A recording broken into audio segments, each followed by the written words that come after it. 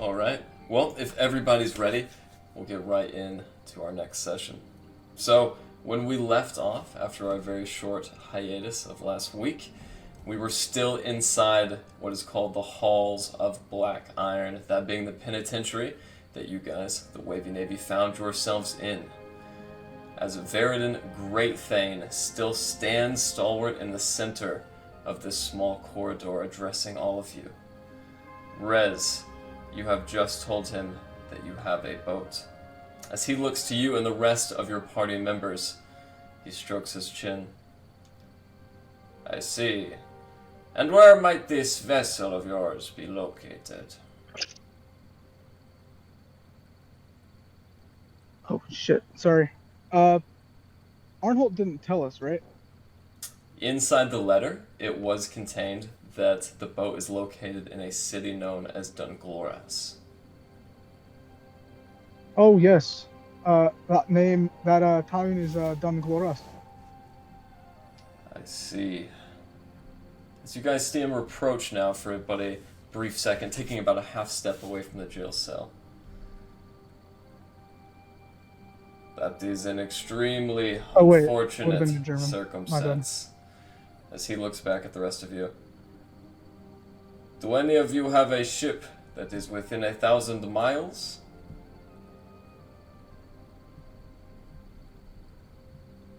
I'm sure we could rent one.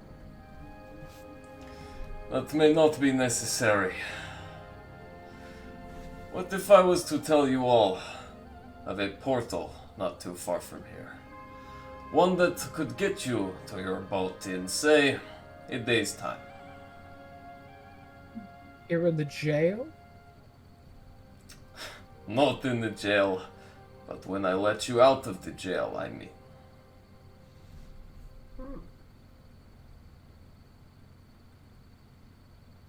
Go on. Well, you see, far north of here, on the coast of the shale of flowing ice, there is a city known simply as Copper Top. Have you heard of it? Oh, yes, we Larry. have. Don't you have a letter or something about something from Coppertop? Pretty sure. He looks to you now, Alistair Davies, most intently of all. Well, Well, look at the notebook.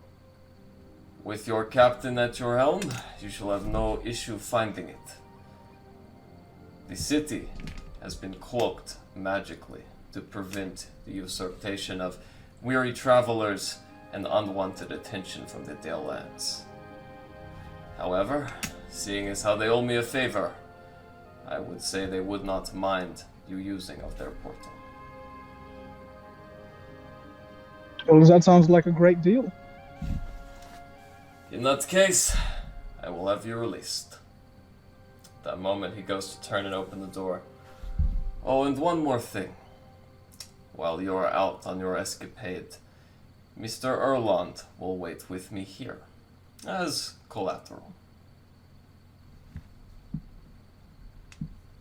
Right, that seems fair. I kind of upsets me. Ooh, what accent was that I did there? Oh, it's finally coming through! Ooh. As Glenn hits puberty, and all of Wow, you thank inside. God, it's about done. Erland does take a step back in his cell, shocked by the information. Okay, will you guys look after the griffins for me? Of course we will along. Of course. Alright, thanks. This will give me some time to talk about my dream that I had the other night. As Veridan nods his head, he leaves the room. And you guys are alone together for about an hour and a half. As you guys have already taken a full Wasn't I in rest. my own cell? What was that? Wasn't I in my own cell? You are, but it's just across the corridor so you can see the rest of your party members. As you guys sit there for about an hour and a half, waiting in the darkness, is there anything you would like to do? Alistair. What is it? Hey, you excited to captain a ship again? I suppose I am. If I can still be a captain. I mean, figure so long as you've got like us following your captain's pretty much like you don't gotta apply or anything. We all pretty much. Well, I would your like to see things. your references. I'd like to see you dead. You can put me down as. Well, a that's reference just if you your like. opinion. It's what you're gonna be. Have a ship and a crew, a skeleton crew, perhaps, but a crew. After that brief respite, DM, That'll be I got good. a long rest when I went back to Lishana at the hotel, at the inn. Correct. Gotcha. Oh, I'd be not too far from guys- the prison with Orly trying to find their location. where is Okay. Oralis? At about that time, Aurelas, you are actually back at Hans's Tavern. You've actually already made it back to the living quarters and met with Lashana. As you walk into the room, you are inside her quarters right now. Well, the innkeeper said you were safe for most of the night. He's gonna hide you. If there's anything, just run from the window or something. You know what to do. On my side, I'll do a quick meditation, and then I'll be going to the prison as soon as I can to try to find their location. Absolutely. I'll be here when you get back. Hey, be So, safe. You too. As you make your leave I would. from your sorry. from her quarters, Aurelas, you feel that very familiar vibration in your bag, the sign that Velen Harpel is calling you on the Philosopher's Orb. I'll take out the orb. As you do so, you do hear her voice once again. Well, hello there, Aurelas. I hope things are well and my daughter is in safekeeping as always. Well, as always, she's with the guys, so as safe as she could be. Yes, and what of the appraiser? Have you any news on her recognizance with the Greathane's court? Well, truth be told, a lot has happened, and I quite missed a few details. But I think we'll get some more feedback for you soon enough on that side. I see. Well, good luck and Godspeed. Thank you. Godspeed to you as well. We'll be in touch. As the light dwindles and dissipates back into the orb once again, and it resting at its inert state in your palm, you look around. The quarters around Hansis are clear. What would you like to do? Well, I'll be going near where the guys would be in prison. I would believe, and with Orly, and through the roofs, maybe try to find their location if I can. If not, I'll be looking out for any action, and if they come out, well, I'd be in that area as well. Alright. Or alas, go ahead and roll me a perception or investigation check. Go with that one. Alright, fair enough. Tracing back your steps, you get to the Y in the road where the old forge separates from the throne of Black Ice. However, you know by the sound of the footsteps that your protégés were being taken west at the time they were apprehended. As you slyly make the left turn up into the hall, you see yet another turn, about an E-shaped corridor with 3 different channels. One you know to be the throne of Black Ice, and then another 2. You suspect one of these other 2 paths goes directly to the prison. Which one would you like to go to? The one at the north end of the corridor, or the one slightly to the south of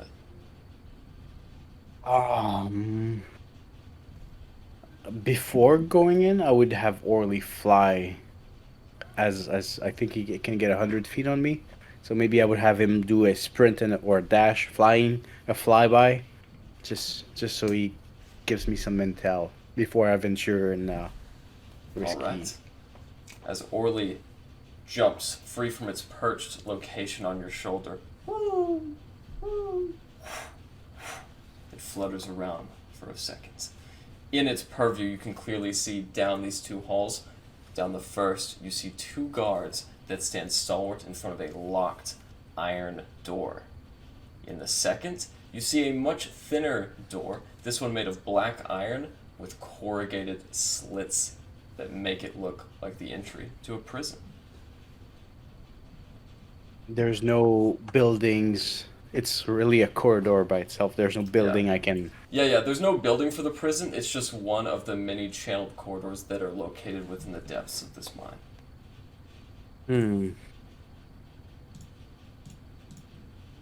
I'm thinking.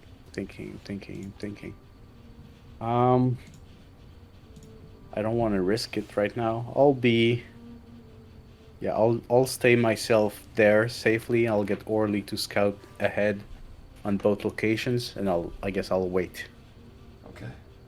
In the meantime, I have a go ahead. question real quick. Go ahead. About what time is Oralis in relationship to us? Okay, so during that hour and a half, it's taken him only about 30 minutes to go up. So at the end of that hour and a half, you guys will still be inside the prison. Okay. I would like to send... we've gotten a long rest, right? Correct. Okay. I'm going to cast Sending. And I'm going to target Oralis. And I'm just going to say... Oralis, we are fine. Lie low. We will get you on our way out. Made a deal with the king. He is keeping Erlon. Okay. As that spell goes out, or alas, you receive nothing. Inevitably. Guys, Oralis is dead. I have a cramp somewhere. Am I hungry? I don't know. Where's my bird? Okay. Did I see Rory pass by when I hid in the toilet? Okay, when you hid inside of the toilet, you did not see Rory go by, but you did hear her go by. And Rory, you are in the prison as well. Oh, okay. Great. Okay. Okay. Well, I'll lay low for a bit. With that, as the 90 minutes pass, inevitably, or alas, you see a very stout-looking female guard dwarf, definitely bearing the insignias of the Iron Stars Guard. She does not wear a helmet, and instead has her reddish dark hair bundled up in a very short bun that overhangs on her right shoulder. As she walks to the door, you see her remove a key ring from her right, or the right side of her hip rather, and insert it into the lock. As she swings open the door, it rests against the dark stones, and she steps in. Scars along her shoulders and collarbones, indicating where she has been burned with the use of a heat metal spell. Alright, it's to your lucky day. As she walks over, she inserts that same key into the jail locks adorning all of your doors. Opening first, the lock containing Glenn, Larry, and Alistair. As it opens, Griselda Hightower looks up at you, Alistair. So, I heard that you're all vassals now, of the Thane's honor. You must be very proud. It's one step. You know, a lot of the fellas in the guard were taking bets on whether or not you'd be executed. But instead, you're going off to the island of Skullgrim to fight Auril. You know those are the same things, don't you? I've had much worse. I'm not afraid of an execution. Besides, I was going there anyways. If you say so. Finally, she walks over to the cage containing Rory. As she opens it, she looks at you, Rory, as you are actually scrunched up in a cell, which is much too short for your liking. As you finally come outside, Rory, and stretch your neck up, you are now once again standing at your full height. Rory don't like to sell. Hey, well, don't worry, you won't be staying there much longer. I found it pretty spacious. She looks over at you now, Rez. Right then, do you have a bag or a hood? Something you could use to cover your face? So I've been in my changeling shape this entire time. That's right. Well, when will I be able to, change myself? As soon as you leave the cell, but the damage is already done, I'm afraid. People are still guessing whether changeling's about them. Fights are breaking out. People are growing real paranoid.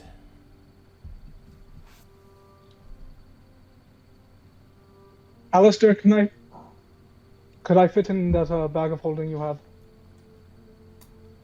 You can give it a shot. I'm gonna pull it open as wide as I can. How Hop on in. confident are we in this idea? You never asked about confidence. You make sure that he opens that bag every 5 minutes. Or you could just like put a bag over your head or something. I got like a whole bag. Hop in the Fine, bag. we'll do one of those like cop prisoner exchanges, and I just take my cloak and I put it over my head. Hop in the bag. Hop Uh, in the bag. Maybe just walk in the middle of the group.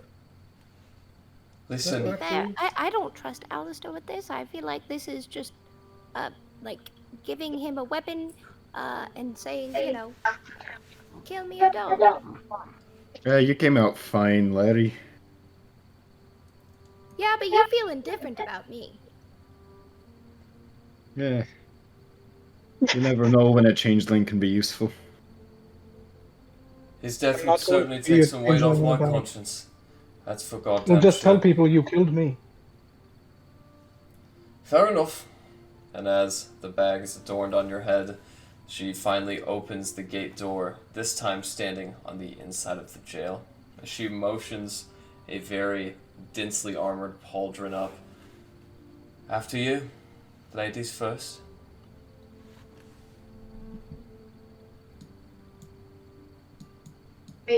Larry, they're talking about you. yes, me. Thank you. I was actually talking to your Captain Davies. Oh, well, certainly, right after you, Captain. I should have killed you had I had the chance. And now you don't, and won't ever again. Never say never. As you guys walk out, Auralas, Orly returns and perches once again on your shoulder. Orly is communicating to you that there's something around the corridor that demands your attention. Well, I will peek. What do you mean, Orly? Did you see them, or do I need to go in, or are they coming here? As you look down the corridor, you see your friends being led outside, one of which has a linen potato sack adorning his head. I'll make sure they don't see me. Too. I want to see their escort first, but I may have Orly do a flyby as high up as he can, so maybe they spot him, but the patrol doesn't notice as much. As Griselda, the initial dwarven guard who let you into the city to begin with, makes her leave from the jail, she accompanies the rest of the party. Right. Now I've been on orders from the Great Thane to show you the location of your objective. Directly north of the Mare Dulidon, there is a city known as Copper Top. I've marked it on this map here, and she holds it out. Is there anyone who would like to receive the map? I'll take the map. Add it to my collection. As you do so, there are now 2 players. For the map in the complete wrong direction. However, on the north side of the map, stamped with a white wax circle, there is the location of Copper Top, at the very northern end of the Sea of Moving Ice. Once you make your way to the coast, all you have to do is give the guards this amulet. As she extends her other hand, you do see a very small gold and copper sun. The sunburst has 12 different points around it, 12 points to be exact. This will let them know that you're friends of the Thane, and they'll give you a reason to step into the city. Do you have any questions? No, I think I'll be just fine. How are we supposed to traverse the Sea of Moving Ice? Well, you won't need to, it's just on the coast. Okay. Great. I'm assuming it's marked on the map. That is right. And I'll direct you guys I can't see, right bag on my head. Of course. Seems we have our heading. As a matter of fact, why don't you guys make your leave through the west exit? It's the quickest path. As the crew is walking by and I feel it's a safe situation, I'll just run along and walk with them, like slow-mo movies. As you do so, Davies and the rest of the party members, except for Rez, you do spot Auril coming up on the left flank. Hi. Happy you Good to guys have are you okay. back. I made sure to watch the surroundings as best I could. Aurelis? Is that you? Why do you You have a finally bag? got my message. I did not actually. That's super weird. Are you broken? Oh. Why do you have a bag on your head? Oh, don't worry about it.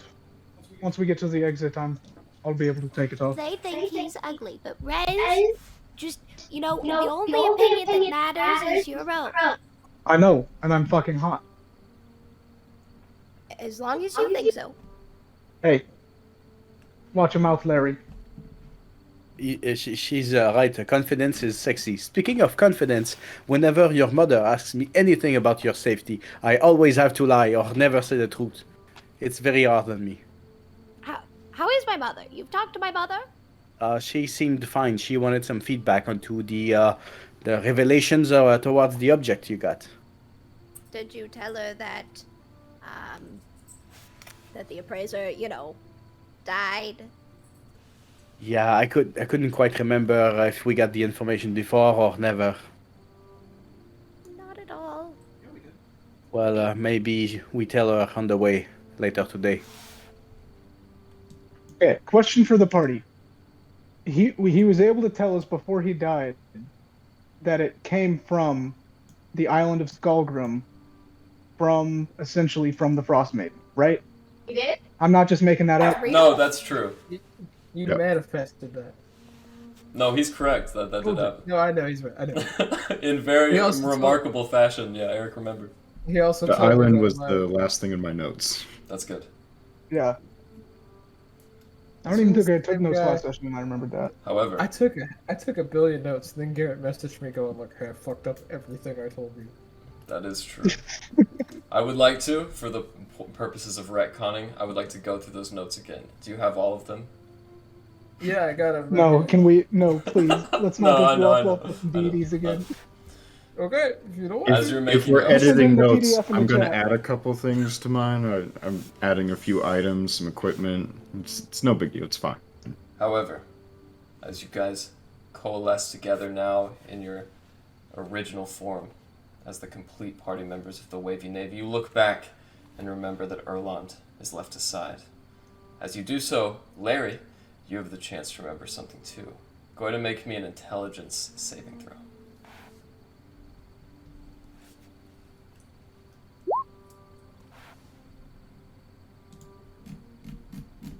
Alright. Larry, you seem to recall a certain wardrobe that you had ordered from the tailory in town known as the Push and Pull. As this is 8 hours later in the morning of Break Slumber the 7th, you know that your order of 7 matching embroidered robes is ready. It is time. We're gonna be so cute. I can look like anything. Can I take this bag off my head now? No, we're not out yet. Griselda, she's passing by on her way to the watchtower. Oh, what do I care? Okay, should I look like how you guys know me, or should I go back to Ben? I think you should try something better. Okay, name it. Describe it. Look like me. I slowly pull off the hood, and just my head looks like Larry. No, never mind. Take it off. Take it off. You know what would be nice? You remember that fantastic bard we met early on? The one on the wall. The fish. Aye, you should be the fish. The singing fish. I haven't had my fix today. I will slap you. Ooh, you could look like Erland, and then if there's any conversation, we could perfect. be. Yeah. And I look like Erlon. Alright, as you guys see elven ears pointing through a scalp of long black hair. It looks just like Erland, though perhaps a small bit shorter. Unless you'd like to do his complete height too. Yeah, his complete height, and maybe just a little bit cleaner. Okay, yeah. There you go. Erlon in the flesh with his bun tied up, not a single strand of hair missing. And with that, would you guys like to make your way to the pushing pool? Yes. Indeed. Alright. As you do so, you don't raise too many suspicions. However, you guys do spot those guards who are just passively acknowledging and ignoring your presence in their city. Do now kind of pipe up. Some of them look esteemed, others make eye contact before averting it abruptly. Inevitably, you guys make it to the low-hanging wooden hovel of the tailory. As you guys see in through the central foyer, dresses atop mannequins, these long beaded accessories which dwarven women used to regale their beer hanging on a lazy Susan. You guys do see behind the shelf is a very belabored half-dwarven, half-human woman. As Erlina the shopkeep looks up in your direction. Oh, why hello there. I didn't think you'd be back so soon. Well, I hope you finished our coats. Oh, of course. I was being sarcastic. You are 4 hours late, after all. Why are we here? We got cloaks, Glenn. Oh. That's right. And as she turns around, she picks up a, moderately sized wooden box, but for her, it's very strenuous to lift the full weight of this crate. She plops it down on the counter. So, what does the WN stand for anyways? She opens the top, and she lays out 7 symmetrically spaced, evenly pressed, dark velvet robes. In the back, you guys see embroidered WN rather, for the Wavy Navy. Stands for Whoa Nelly. Oh, So cow are we one group to be around. I would say that's Right. appropriate. Hey, you're the one that came up with the name. Hmm? Don't you want her to know? Wavy Navy. He's right, I should tell you. Well, you certainly made your mark in these parts. At first, everyone was telling about the bronze bars that came in through the Dale lands, and now you've killed a wizard. Very impressive. That's Not someone our else fault. maybe should take. Okay, I wasn't sure whether we were claiming that. It's a He did go to jail misunderstanding, for and it. we're gonna clear our name for this town. We've killed plenty of others. We just haven't happened to kill everyone so far. We just Okay. kill a few. Killed bad guys, Yeah, bad people. we Most killed the dragon. Why aren't you talking about the dragon? Oh, many are, as well as other subjects of discussion. But none of it is the matter of a tailor. Now then, as we agreed What to... other rumors have you heard? Well, I've heard that you travel with a fellow who changes shape, and that he is something of a cannibal. Right, He that's true. died. Ate all his siblings. All of he them. died, I think. Oh, I'm sure those are Yes, just it was childlike actually very memories. sad. Really? We only found out that he could do that when he died. That's terrible, but then again, all parents tell their children not to trust a changeling for a reason, I suppose. Aye, sound advice. Who's the bad boy of the group? The bad boy, I'm sorry, what do you mean? You won't get it. Who is the one of the group that all the girls seem to be spooning over? Or maybe the guys. I don't judge. Aren't you just, I hate to say, another fighters guild? Nothing too oppressive, they're somewhat a dime a dozen these days. Okay, well, we'll take our box and leave. Thank you. Well, there was a price that was agreed to first, Mr. We already gave you the money. Aye, we already paid you in full. Yes? Yeah, everyone took it out of their shit already. Oh, is that true? My bad. Yeah, Okay, at least I did. fair enough. I owe someone money. Who do You owe Larry, I think it was 50 gold. Okay, Larry, just give yourself 50 gold. Taking away 50 gold from me. As she passes them along, folding them back into the box and stamping the top closed with her sigil. May the winds be at your backs. The rains fall softly upon your fields. Oh, that's a new one. I'll have to remember that.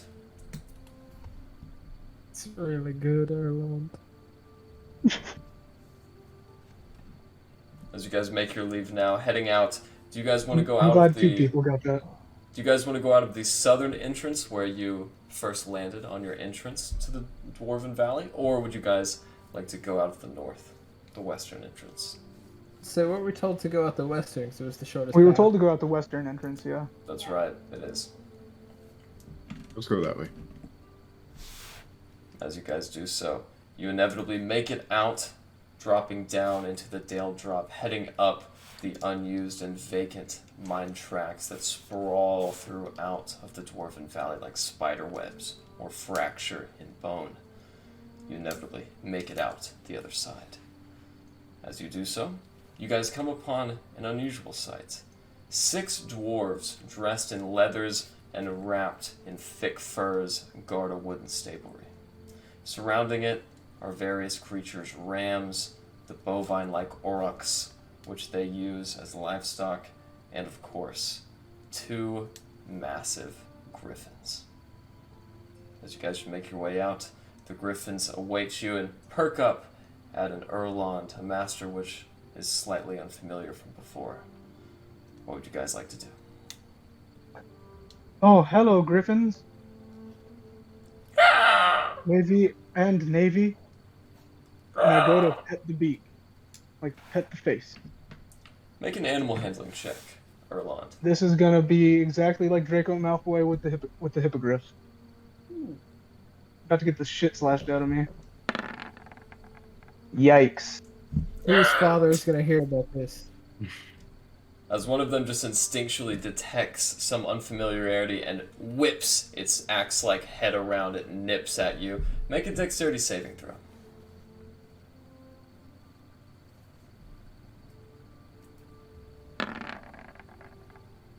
Alright, as you narrowly and very stealthily jump out of the way, you don't incur any damage. Should we... How many people are around right now? Aside from the 6 dwarves who are just, tending to their chores, some getting hay ready and drying it off in a nearby fire, others tending to the livestock that are their responsibility, no one really seems to pay much mind. Should we get the flying Arabella ready to fly? I'll do the pre-flight check. You just keep your hands away. I lean over to Glenn and I just say, being Erland kinda sucks right now. I'm gonna be Captain Davy's shadow as he's checking everything, just coming up behind him and double checking. Listen, if there's one thing I know that griffins love, it's when you just really get real close to their beaks. Like, real close to their mouths. Seriously? No, please don't. I feel mean telling you that, actually. After, You're gonna hurt Oh. yourself. Oh, we got our stuff back, right? Indeed. After I do all my yeah, I'll get back to that. pre-flight checks, I'm going to turn to Rez. Hey, Erlon, don't you want to check under the wings like usual? You know, Oh, give them a yes. check, make sure they're healthy. Under the wings, under the legs, check the bellies, all that. Gotta make I sure go they're up in to- tip-top shape. I go up to the other griffin. I give him And my I- shield. I go hiding behind the shield. I go up to the other griffin, and I gingerly pull up the wing. All right. Yes, it can fly. Don't forget between the toes. Make another animal handling check, Rez. Oh God, you guys are gonna get me killed. I'm gonna yell, "Be careful!" and I'm gonna give him a flash of genius +4. Oh thank God. Okay. This time, the griffins begrudgingly, and I do mean begrudgingly, tolerate your presence. As you lift up the wing, you feel it tensing like a child preparing to get a flu shot. As you lift up and look under, you see the red, beady eye of the griffin staring right back at you. Okay, guys, you know the drill, and I'm gonna look at Glenn and Oralis for help as I like fumble with the harnesses and stuff. All right. As I'll you, help him to the best of my ability, but I don't think that Glenn even really knows Should I make much. some sort of check to see how well? Because these are Erlon's things. He knows how. He's the one that hooks him up every time. make me an intelligence saving throw. Just to see if you can even recall any of the motions that you saw him go Nope. through so many times. As you guys are going about your pre-flight check, Oralis and Larry, I'm not even going to make you roll because with your added artificial knowledge combined together, you guys ensure that this is going to be a safe flight. However, as you look over at Rez after a moment, you see that he is perfectly attached to the saddles upside down. Wait. Maybe we'll Wait. correct that. Other way around. Oh, and I just turn it 180.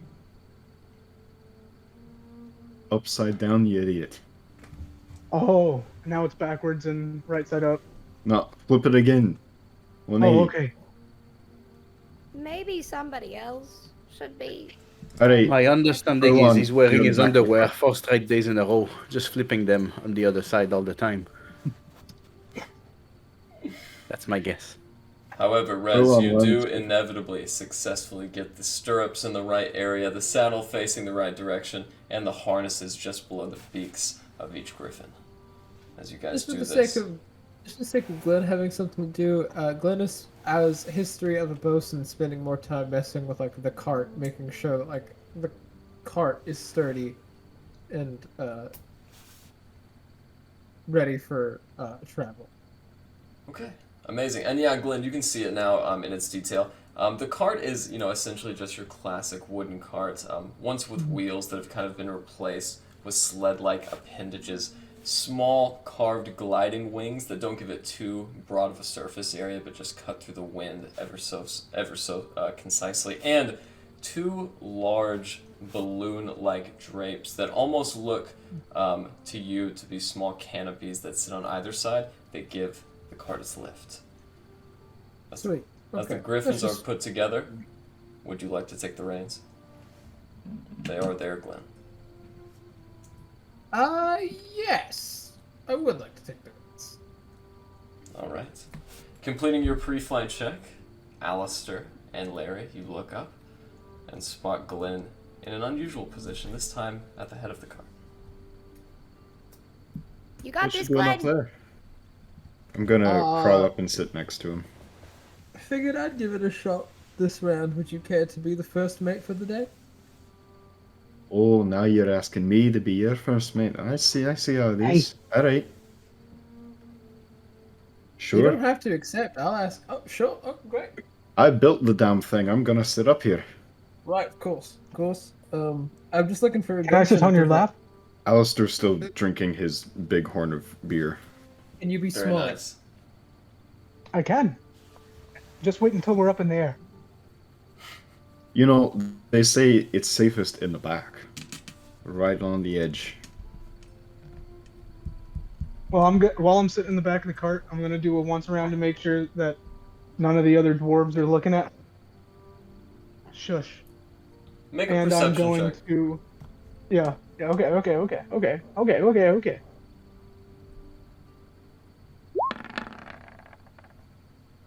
All right, and what else were you gonna do? I'm just gonna try to sleight of hand a little bit of my powder. All right. Well, the sleight of hand was a success unless your passive perception is a 13 or higher. And as you look about, I'm not trying to hide it from my party. I'm just trying to hide it from like the other, like the dwarves and stuff that are around. understood. They don't notice, and as you look around, you don't notice any of them. Oh, that feels a lot better. Can we get up in the air now? Are we ready to go? Chop chop. As you snap the reins, Glenn, the griffins respond immediately. But you notice as they pull, they get to the end of their harnesses, and as the slack breaks out, it doesn't seem like they can get the sled to budge from its position. Looks like it's going to need some elbow grease. Okay, Auril and Rory. Yes. Y'all, do you two care to push for a moment? Not Okay? push. Of course. Rory can push. You can get in there first, Rory. If there's anything weird, I'll teleport inside. So you can drop pushing first, and then you jump inside. I'll go last. Okay, Rory will hop on first. Alright. I need an athletics check from Rory and Auril as you guys get to the back and begin trying to push this sled free from the permafrost it's sunk into. Damn it, Ted. Average of 12. Not bad. Not bad. Alright. As you guys begin pushing, it does very slowly but momentarily begin to pick up momentum. As it does, Glenn, the griffins see it and pull in tandem without needing another whip. And as they look back, they simultaneously surge forward, and the cart begins to slide down the hill. As it does, Auril, you're the first up. Are you hopping in? I'm waiting for Rory to go. Okay, as it's pushing down and you guys are in the back, walking forward like a bobsled team. Rory, what would you like to do? Just push as hard as I can and hop on. No, Rory, get in. I Alright. said push as hard as I can and hop on. Rory, make a dexterity check. Oh, damn. Or acrobatics. It's up to you. Both of them 0, so let Jesus take the wheel. I'm Alright. gonna give him a flash of genius on that. Okay. Alright, yeah, and with a 13, the DC was a 12, and Rory, you barely find enough dexterity to hop up from your running stance. As Rory gets in the back of the cart and scoots backwards, Auril, you try to do the same thing. As I see that I'm failing miserably, like tripping in my boots, I'll misty step in the cart. Alright, you guys watch as Auril goes with another massive effort and trips over an embankment of snow. As his foot catches, he tumbles into a misty step, which then teleports him directly in the wagon next to Rory. Aye. You guys didn't see I was about to fail. I would have called that a face plant. As the Yeah, momentum carries through, and you guys are whipping down the western side of the Dale Drop now. Icicles are spinning past your face, Glenn, as frost accumulates in your beard. With that, you do find a small ramp-like edge at the end of the embankment, and before you reach it, as you're still heading down, you feel lift beginning to generate. Glenn, do you have proficiency with vehicles, air vehicles, or water vehicles? I do have proficiency with water vehicles, yes. Okay, roll me a d20 plus your proficiency to see how well you handle this sudden yaw.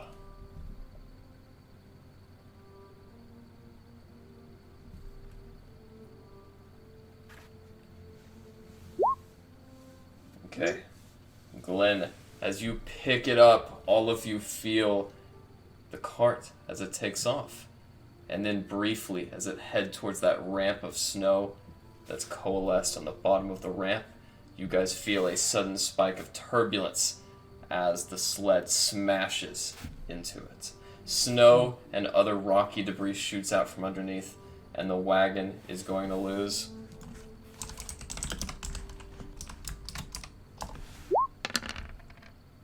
8 hit points. I hear you. And the wagon is going to lose 8 hit points.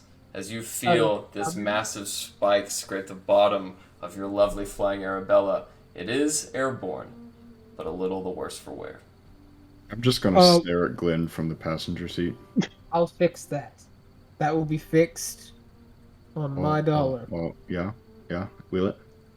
Once we're maybe 100 feet off the ground, I'm gonna drop the Erlond thing and just go back to how the party usually sees me. Alright, as you transform this time, you do manage to tighten down your hat and your head, learning better from previous experiences, Rez. Yeah, this time it's got one of those under chin straps. I liked your jailbird look better. Oh, well, not gonna lie, that hasn't been the first time I've been in prison. Or in jail, at least. That doesn't surprise me. Right, also, I don't think necessarily that's... Ooh, this could be fun to talk about, I say, shouting over the winds. That's at least the second time I've been arrested. First time I've been to jail. Who are all you people? You I used and to your party folks hard. arrested me the first time. Literally a pirate. Yeah, Very true. have we all just been glazing over this? That Alistair over here is a fucking pirate? Never said I was Oh, a I good bet you have- person. I bet you have some great stories about the high seas. About shinies? Lots of shinies. Well, tell us. Who is the most infamied, dangerous pirate in these waters? Well, that would have been It's Yellowbeard. Jafar, I think. Glenn. Yellowbeard. Oh, Mine and Glenn's old captain. he was pretty cool too. You know, when I was down traveling in Kalishte, I heard this tale of... I don't believe you. No, hold it, let's hear it. I love a good tale. I heard this tale of this bird person. I don't know what they're called, but apparently is a rampant in Kalishte. Little mimicking guys, like, you know, can't do anything. Who? Does anybody know the kind of race I'm talking about? The cankers. You're talking about the cankers. Eric. Yes, it's the Kankers. Yes, but I heard about one who could speak near fluently, and he stole an airship, and now he terrorizes the sea. But I don't know if that's, you know, urban legend or if that's true. So I was wondering if either of you seafaring folk have ever actually heard of that. I don't reckon I have. Alistair, I think you've maybe spent more time amongst the hoity-toity boatmen of ourselves, so... You I heard think anything? there's far greater threats than a desert bird that flew away on a balloon. Well, I was just wondering if there was any validity to it, because it sounds like a cool story, but... I'll tell you what. A bird with an airship would be nothing on those waters. The worst thing I've seen, I'm going to pull out one of the skulls of the Ilfid, was when these bastards killed my crew and took me. That is the biggest threat I've seen out there. Hold up. And we're just now hearing about this now? That's why I You've been wanted in their contact- ship. Well, you should have said something. That's why I built this. I'm gonna hit my mechanical arm with a fist. They killed my crew. They took me hostage. I was powerless. As you guys are looking at it now, it is essentially a normal humanoid skull, but especially elongated until it ends in a very precise maw-like beak. This circular maw-like beak is complete with 56 teeth, some imperfect and shattered, others withered, and some completely missing entirely. It doesn't look too dissimilar from the creature known as Skidalt that you all once fought. That's why I Like we wanted fought their ship. philosophy. Well, if you would have told me, I wouldn't have. Aye, if you'd keep your hands to yourself. Next time Oh, I'll it's be just something taking I them. can't do. As you all have I'll take a short rest while we fly to get my spell slot back. Sounds good. I'll play a Song of Short Rest if anyone, just in case anyone's down a few hit points. Oh, Just the cart. totally clean. That would like Once again, as the hammered dulcimer is revealed and his very talented hands begin playing a short melody, would you like to describe this song, Rez? Yeah, it's light, it's airy, it's almost romantic in a way, and as it kind of gets to that romantic part, and we're soaring high in the air, can't really turn back now. I kind of stop mid pluck, and it kind of leaves an unsatisfying end, and I just go, "Hey, Auralis, where is Lashana?" She stayed she's safe. Oh, okay. I'll get back to my song. Ding, ding, ding, ding, ding, ding. Thanks for asking. Ding, ding, ding, ding, If I had to describe this, I would describe it as airy and light and romantic. ding. Well, thank you, Glenn. Thank you. That means a lot. Ding, ding, ding, ding, ding. I prefer when you sing, truthfully. As the overture accompanies you and actually garners a little bit to your ride, you can all take a short rest if you feel inclined to do so. However, as you guys gain a small moment to yourselves of free time, I need everyone to roll me a perception check. How high are we flying, by the way? That would be up to Glenn.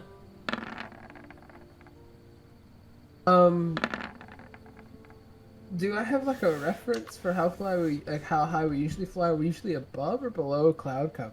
So typically you guys are above cloud cover just to avoid from Okay. the ship growing too cold, as the sunlight is even cooler above the cloud level. However, that does give you Okay. two options if you want to cruise at 1,300 feet, and your minimum cruising altitude will be 400 feet. Okay. Yeah. I would like to definitely crest cloud cover, give themselves like a good bit of leverage just in case we hit like turbulence that would drop us below, like down. We don't spend too much time like in the clouds. Okay. Yeah. As Glenn begins to pull up his elevation above cloud cover now, some of you decide to look out, and over Mare Duladon, as you guys are just cresting upwards to Copper Top now, you see hundreds and hundreds of figures. From your range, they appear like ants crested around the mare. However, Rory, Aurilas, and Glenn, you make out the complete breadth of the tiger tribe making their way southward across the pond. As you see all of these members in their full regalia, you guys know that you're a very short journey, approximately 30 minutes from that spot on your map that Griselda put, Copper Top. Those were the guys we played that game, Litter Ball, correct? Not quite. These No? are the tribe of druids who you originally fended off with in Lonely Wood while at the Elvish Tomb. Well, maybe we should avoid them. There's no way, there's no need to actually come across the path, correct? Oh yeah, absolutely. I think avoiding them is the best means, especially since we don't have Erland with us, which we should be worried about, right? We left him as though he was an expensive watch. You know, normally No. it's me that they try to take, so I'm okay with it. I normally would agree with you, Glenn, but like he said, he did have that vision, and Erland kind of it might not be the easiest thing for him to describe things of that magnitude. So I think it's good that he's having a sit down with the king and, actually going to explain it. Because I'm going to be honest, I still don't know what he was talking about. If everyone's cool with this, Erlon seemed fine with it. I just wanted to make sure. I wanted to get a read. Well, ideally, we'd have him, especially if we get in a fight. He is, he's a champion of, when he gets that cup on his chest or above his head, wherever it is. Right, when he stands in that cool archer fashion. Oh, yeah.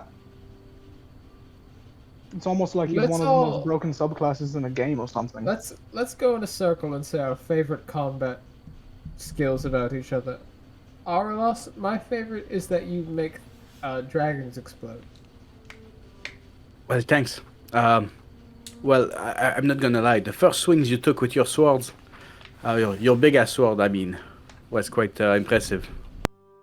I said go in a circle. You've gone backwards. Oh, sorry.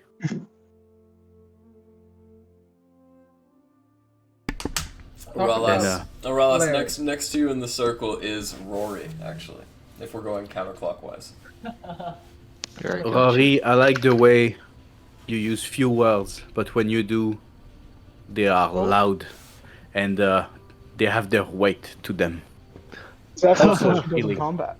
You have to say something she does. She's been with us this entire time. I think that's beautiful. Rory likes to be loud. It's not like we haven't seen her in combat a single time. Rory wants issue, want problem, don't want peace. Well, I like that everybody's afraid of you when you actually start screaming as well, so it's good. That was beautiful. Very good. Inevitably. Wait, who's next to me? Oh, who's next to you? That would actually be Rez, and then Larry, and then at the front is Alistair, in that order. So, like, we're just anyone in the group that we can talk about has to be the next person next to me. It's up to you. You can do what you want. I literally just said that as a joke. Yeah, it's up to you. Okay. Rory likes Alistair's machine art. You go boom boom very loud. Thank you. Lynn, I like your courage in the face of whatever danger we have. I'm really glad you got over the whole puking thing. That was a bit messy, and I'm glad we're past that. It reminded me of my second time in jail. Well, I guess it came back to me. Rez, I like the way you make me feel tough. You are tough, Glenn. You see? See what I mean? Rez, I like your butt, and I cannot lie. Someone has to compliment Larry. Oh, I figured Rez. Larry, It just came to me. It just came to me, and Larry That's sitting what right I'm next saying. to me. Yes, of course. Go. Larry, as weird, as bizarre, as much as I truly do not understand you, fundamentally, I like your robot. Thank you. I like how you hit people with your hammer, and I'd like it a lot more if you hit more people with your hammer. You've got a hell of an arm on you. I've been trying. I got 2 of them now. Dum dum. After that intense scene of intra-relational bonding amongst the Wavy Navy, Glenn, you and Alistair know that you have to be nearing your destination very shortly, and it's time to begin your descent. You want a hand with landing? You didn't do great with the takeoff. No, he's got it. Glenn, I believe in you. You are truly going to land this thing perfectly well, and you get an inspiration. Oh my goodness, I feel I have never been more confident in my ability to land a And vessel. I changed tunes. Dun, dun, dun, dun. Dun, dun, dun. Dun, dun, dun. Dun, dun, dun, dun. The Griffins both look back as the song starts. Dun, dun, dun. Alistair's gonna down as much beer as he can before we hit the ground. As you bring back and the Fossbrew of the Dwarven Ale touches your lips, you may take what is your last drink. As Glenn, you begin your descent. Once again, roll me a d20 with proficiency. Okay. As you You snap also get the... a D8 to it. That's right, with inspiration. As the reins are snapped, the griffins look back and signifying the descent as they dive forward. Glenn, you keep the reins straight back and precisely narrowed down. As the clouds are pushed back, revealed in front of you, Alistair, you can see a massive stonework structure. On this huge castle, you can make out precisely 4 bastions, one on each of the corners of the massive keep. Just beyond it, to the south, you see what looks like the bailey, or the inner keep, as a much taller 8-story building sits upon the precipice of a steep hill.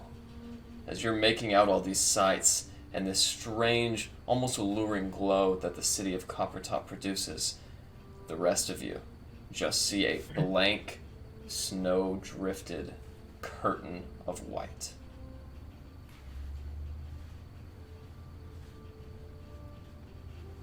Glenn, as you're making your way to what you believe is a precise landing, Alistair, you can see as the trajectory of the ship is taking you closer and closer to the wall of the city. Oh, so I just can't see it? At No, all? none of you can. I'm gonna reach over and put my hands over Glenn's on the reins and kind of help him steer away from the wall. Oh, wow. I'm What? just gonna Okay, if I can ask as a Watch player, it. what's going wrong here? Do I know? You're Watch not it, sure. laddie. Blind Oh, they did a confidence. good job. Okay, sweet. So I don't know either. Okay, sweet. I was curious if okay. You're about to hit the wall there. What are you talking about? Everything looks fine. I'm going to look down and assume that it's probably because of my seeing stone I have. Right, we're at the city now, and you're about to hit the wall. Little to the left, lad. As he's saying this, I choose to trust Alistair and I hand him the reins. Alright. As you oblige and Alistair, you pull the reins in just westwardly. The griffins, now used to the jarring feeling of turbulence as the wagon shakes in the back, this time bring you guys to a very precise and delicate landing. Thanks to your combined skills, all of you find the snow beneath you to be very soft and crisp as your boots and shoes and otherwise sturdy footwear press into your new surroundings. Now that we've landed, do I see any hint of a castle or a town? All of you can stare straight northwardly at what is broken sheets of ice that slowly flow along the coast. Alistair, you see a castle of dark stones. 2 purple banners hang down the sides of the keep entrance, and above them you can see these broad white signs. They look like cogs in an inner working mechanism, but they just stand stalwart above the keep. Alistair, if you wanted to drive, you could have just said so. None of you see the city we're in. Castle's Oh, right we're there. here? Your definition of city sucks. I'm gonna flap my cloak and I'm gonna be about the size of Larry, now a gnome myself. Howdy. How goes it? Ow. Howdy. Alright, well, since the rest of you aren't seeing this, form a line and follow me after I make sure the cart's good, and I'll give a thumbs up to Absolutely. the griffins. I'm gonna make my way to the castle doors. At about that time, Alistair, you see from the central bastion in the southwest a helmet pipe up over one of the crenellations that flow on the castle's battlements. As it walks down the stone steps, you see the sliver of metal changing in width as it marches over the wall, and then stops. As it does so, it looks down at all of you, and once spotting the gnome in company, you see a head pipe over, pushing itself up from its small precipice, a gnome middle in age. Black chin-strap beard, shining polished metal kettle helm, and these broad-shouldered leather pauldrons that snap a belted purple tunic in place. As he looks over... I want to make eye contact, so he knows I see him. Halt! Halt! You all hear this noise resonating, this distillated voice. And as it looks to you, Alistair, particular individuals attempting to infiltrate the premises, please identify your names.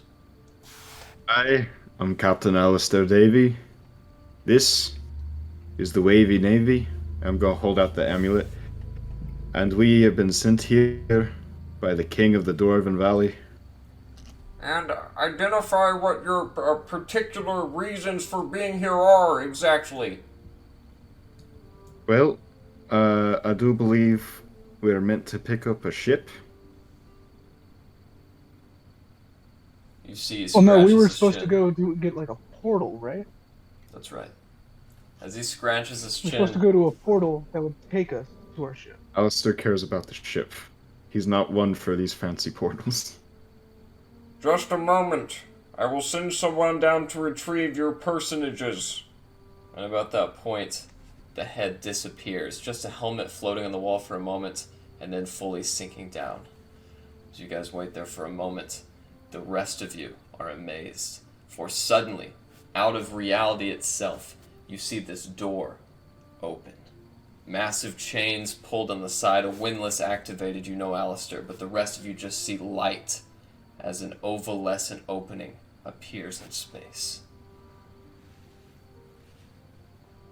Always trust your captain, lads.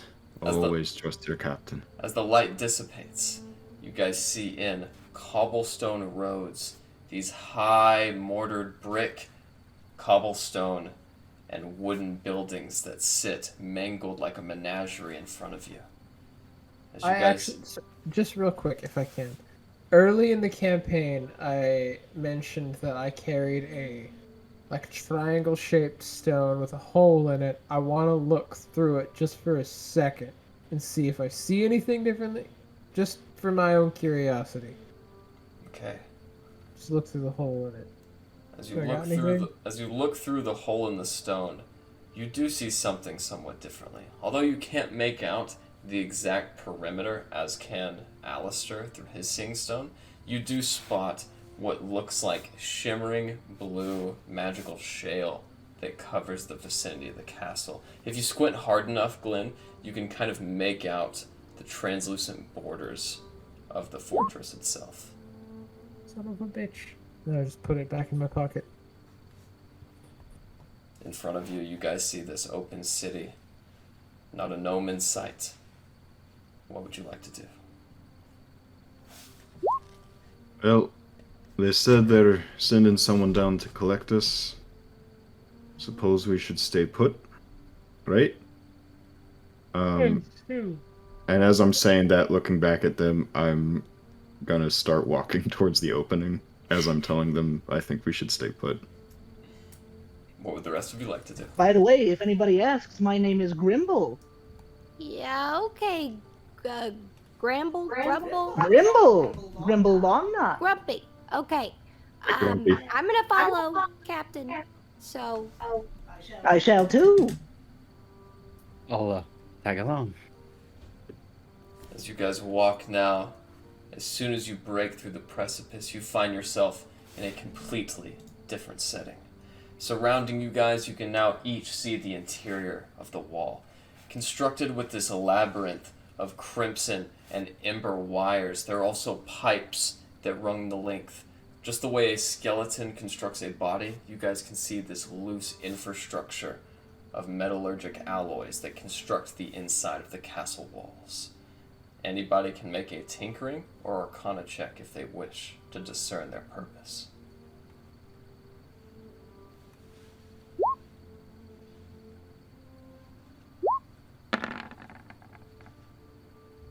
Alright. Our roll not come through? Oh, there it is. Never mind. Alistair, Ralas, and Rez, the three of you know that the purpose of these gizmos, cogs, and mechanisms is to maintain the invisible aurora of the city. To your east, where there is a path, you can see in front of it now is a small golden tree.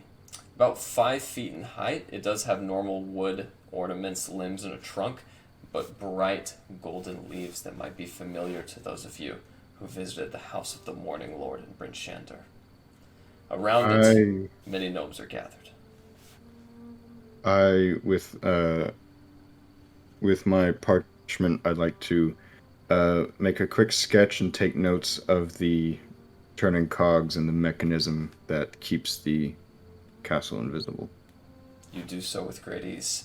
However, to the western path, you guys hear chunking footsteps making their way up the cobblestone rocks. As you look back, you see a very stout gnome, broad shoulders, bustling biceps that push through cold weather clothing. This gnome is approximately 45 years in age, a young gnome, yet with scars on his face for a lifetime's worth of combat. One in particular strikes over his eye, leaving it gray and dead in its socket. Hair going up that's cut flat like a high top. This might be reminiscent of Guile's hair from Street Fighter that coalesces into a bushy golden beard. As he walks to you guys can see that his cloak is so long that it drags on the snow, but it's really just the curled head of a snow fox. As it looks at you guys as he makes his addressment, a very stern face speaks through a seasoned jaw. Well, hidey-ho, neighborinos. My name is Captain Corncob. It's a pleasure to meet you. I'm Captain Davies. This is the Wavy Navy. Andres. Yes. Heidi ho, Captorino. Are you mocking me, Mr. Dwarf? Sorry, I thought that was custom. I'll have you know I've killed better men for less. Is of Sorry, no Captain. doubt. Right. Well, you made it on a very special day. If it wasn't for Sergeant Stumbleduck over there, he points to an overweight gnome that waves you guys, the same one who leered down at you from the castle wall but a moment ago, I would have been on the wall. You see, today is our day of jubilance, and, well, we are forced to accept all who greet us with open arms, even with the city being cloaked. Now, how can I help you? Well, there's actually 2 bits of business we need to get up to while we're here. The last of which is, I believe we need a portal to a boat. Yes. Well, the Undercroft offers such utilities. As a matter of fact, depending on where you need to go to, a portal might not even be required. Tell me, what is your destination? What was the Coppertop. We're at Coppertop. We're at I mean, Coppertop. that's not what I meant. Sorry. The other place. The You said it earlier Really? in the session, but I Wow. can't remember the name of it. Yeah. Wow, I Like really Don thought it genuinely Corleone thought it or was something like that. Yes. Don Corleone. That's a Don tequila. Quixote. Don Quixote, that's where we're going. Yeah, that's what it was. The ship is located in the village of Dungloras. Don- Yeah, Dungloras. Dungloras. Aye, Dungloras. We're headed to Dungloras. We have a ship waiting for us there. I see. Well, in that case, perhaps there is something we must discuss. But first, tell me about that amulet you have there. As he motions towards the Sunburst Amulet that one of you received from the dwarf. He seems to take particular interest as his eyes furrow. We were given this to show you that we come as friends. It was given to us by the king of the Dwarven Valley, where we just came from. You mean Veridan? He's Aye. much a king as I am a scholar. The old bastard still comes through on his favors, though. Here, let me see the amulet. Pass it off to him. As he begins to walk, as he adorns the amulet around his neck, he kind of motions you guys on as if he wants to walk with you. Do you oblige? Yes. Alright. As you guys begin going down the eastern path, now he looks at you. Yep. Back in my day, Veridan wasn't much more than a page aboard a ship, but, you know, times change. Anyways, the Undercroft is a bit of controversy, as a matter of fact, seeing as how you guys want to go there can't be anything short of divine intervention. You see? Well, we are off to kill a god, so... Is that so? Well, don't kill Amontor, he's my favorite. Mine too. I haven't been bound to kill him, so... Let's write that down, just so we don't kill any gods on accident. Yes, a Monitor, and he shows you the amulet you gave him. The sun god? Monitor. Sun. We're killing the Frostmaiden. I actually like a Minotaur really much. From the islands, the sun god is well loved. Oh, then we have something in common. His presence has absolutely increased in popularity ever since the Rhine began. But you know that, don't you, Master Gnome? As he looks over at you. Of course. Tell What's me, your favorite part of the Monitor? Oh, well, I've never had the honor of meeting him, but I do love how he bestows gracious hope and benevolent responsibilities to his most dutiful patrons. Anxious and Scrumpy? The name is Grimble. Grimble. Scrumpy, yes. What do you? The name is Grimble. What do you like about him?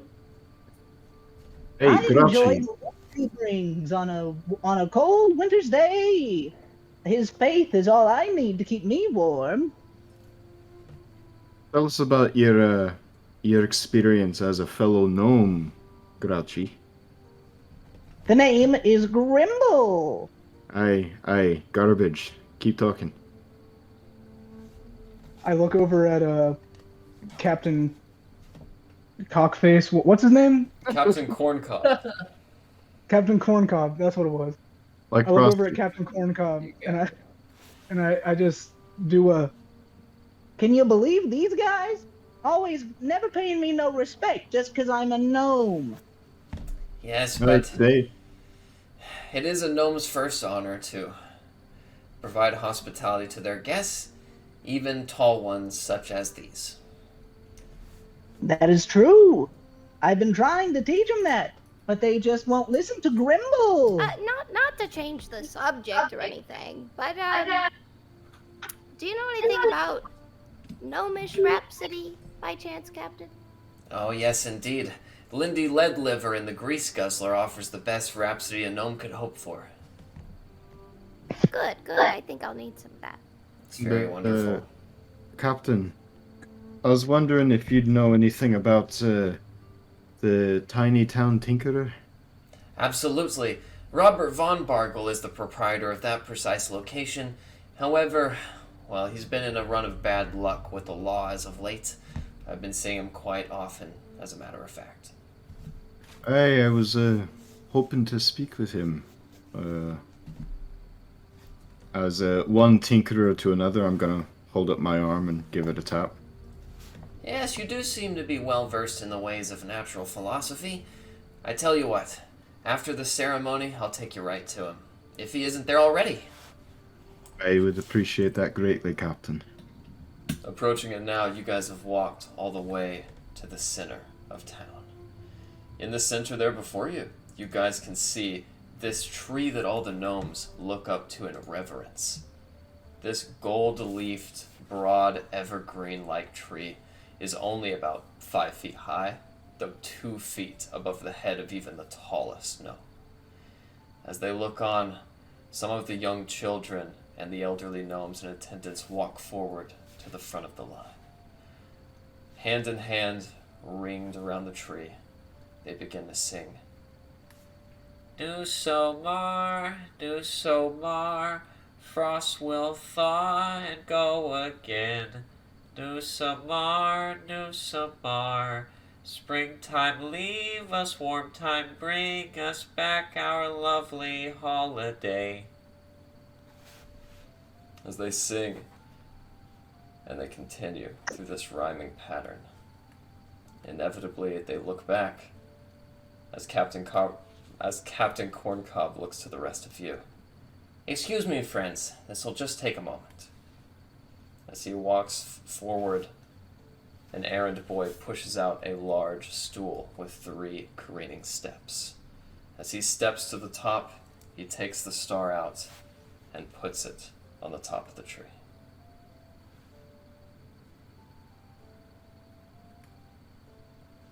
As he dusts his hands and walks down to the bottom, the rest of you gathered in attendance garner most of the eyes.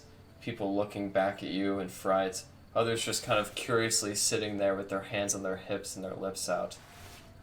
Fret not, gentle gnomes. These are guests on New Summer's Day, the Wavy Navy. Many of the gnomes in unison. Hi, Wavy Navy. Hi. Gonna give them a salute. Now then, has anyone seen the revered tinkerer, Mr. Robert von Bargle? As a matter of fact, the gnomes kind of look about each other, and some of them raise up some hands as you look back in the distant crowd, and a fellow is shoved out. Holding a leather-bound briefcase, he has a very scruffy, chin-like goatee that actually comes out and separates into 2 big flanks. A green mustache that broadens out to the side of his ears in a very Guy Fawkesian manner. He looks out, slightly nervous. Oh, yes, hello there. Are we familiar with each other? Oh, I'm familiar with your work. And I'm going to pull out the miniature Charlatan dragon. I was hoping to talk to you about tinkering. Meet me back in the tiny town Trinket. It's going to be right around the corner. I'll meet you there. Hey, why don't we just walk together? Even better. As he leisurely walks up with a limp, he inevitably coalesces to the side of the group. As you guys are walking, do you guys want to walk in single file as he makes his way to the location? I'll walk right next to him. Okay.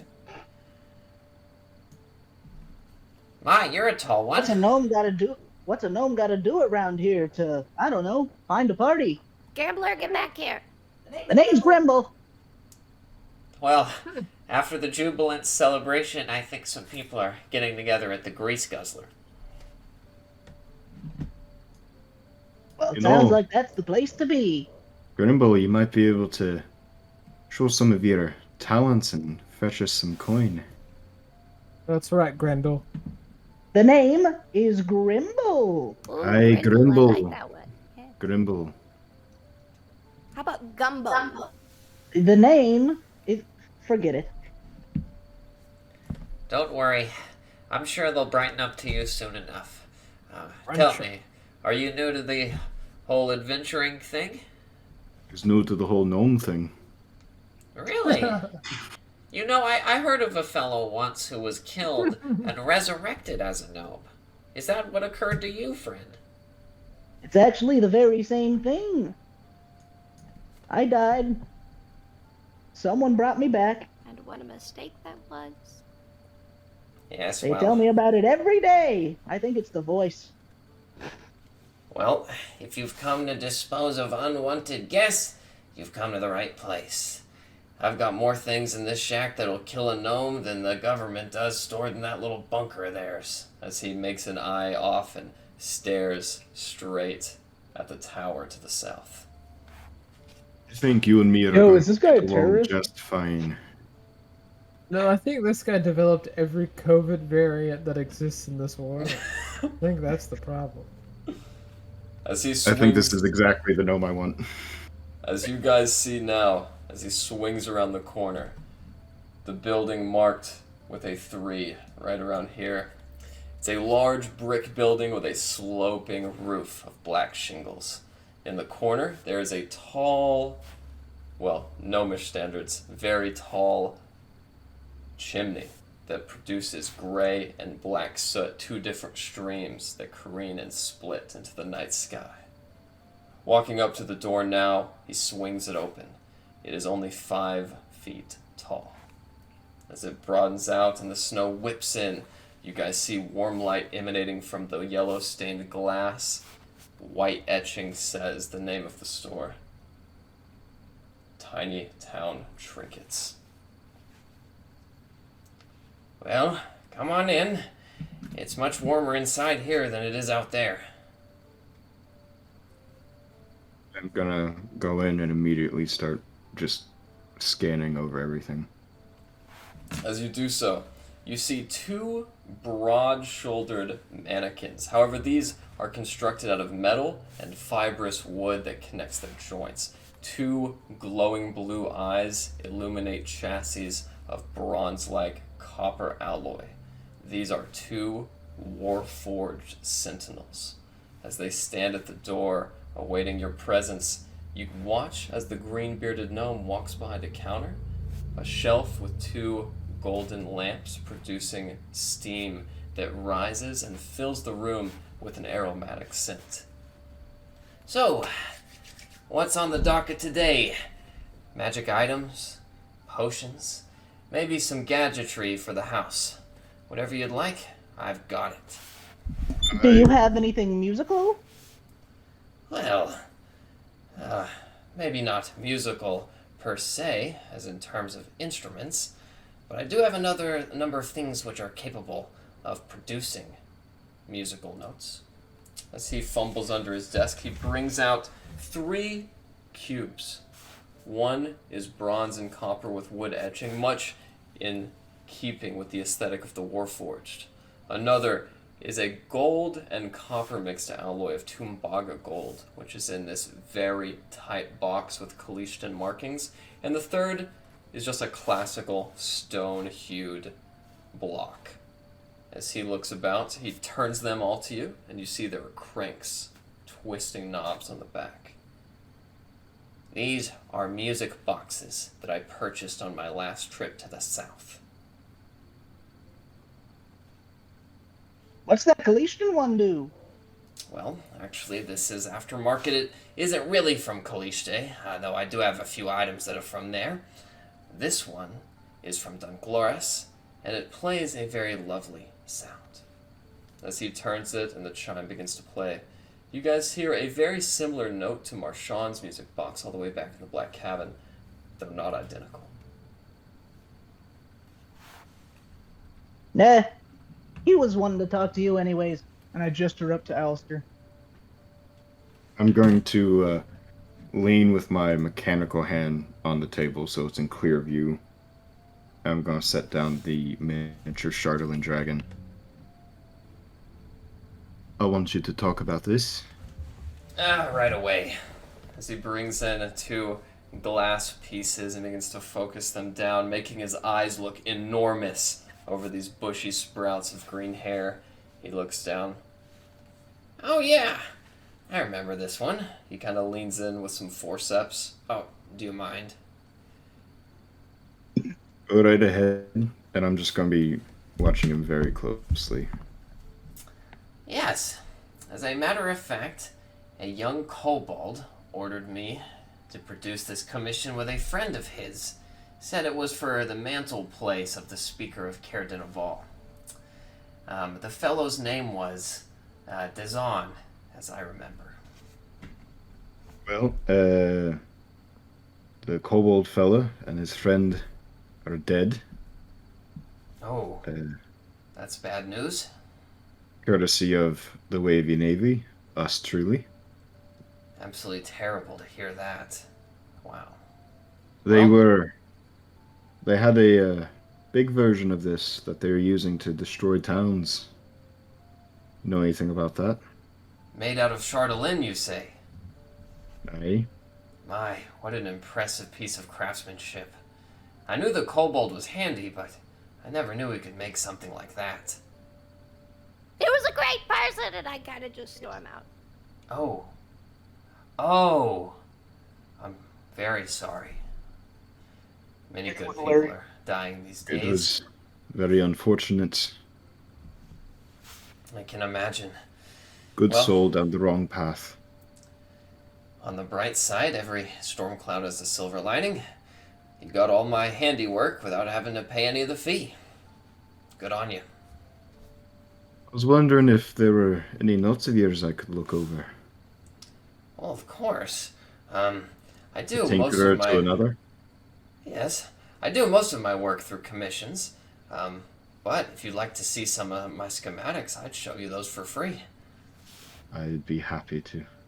Absolutely. Now, as far as gadget goes, I usually make clockwork toys. And about that point, you guys do see this very thin wire that stretches around the floorboard of this room has on it 2 tracks. Very similar to the minecart tracks you saw in the Dwarven Valley. However, this one has a small miniature tram that runs the 4 corners of the space. I make those. I also happen to make fire starters, clockwork toys for the children that are almost sold out this time of year. One of these, which I think you would like, as he pulls something out and begins cranking his hand, he produces it on the table, and you see a very small clockwork crab that begins dancing from side to side and snapping. I'm sure a novice artificer could learn how to craft one of those in a day. Going to transform my arm into its cannon form. I think I'm a bit beyond a novice. I'd say so. Why, the etching on that is exquisite. Say, have you ever heard of a finculum? Can't say I have. Why don't you enlighten me? Well, as a matter of fact, the finculum is a very powerful item. One that even the gadgeteers of Coppertop are forbidden to carry. I happen to have one in my possession. Now that sounds promising. Even an advanced artificer like myself doesn't know how to craft one. But for the right price, I can see myself parting with one. What price would that be? Well, 5,000 gold isn't asking too much. 5,000 gold. That's right.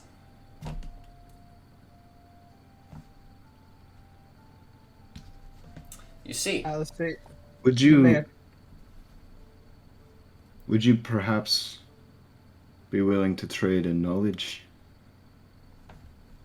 and what knowledge do you have that could possibly be equivalent of that value?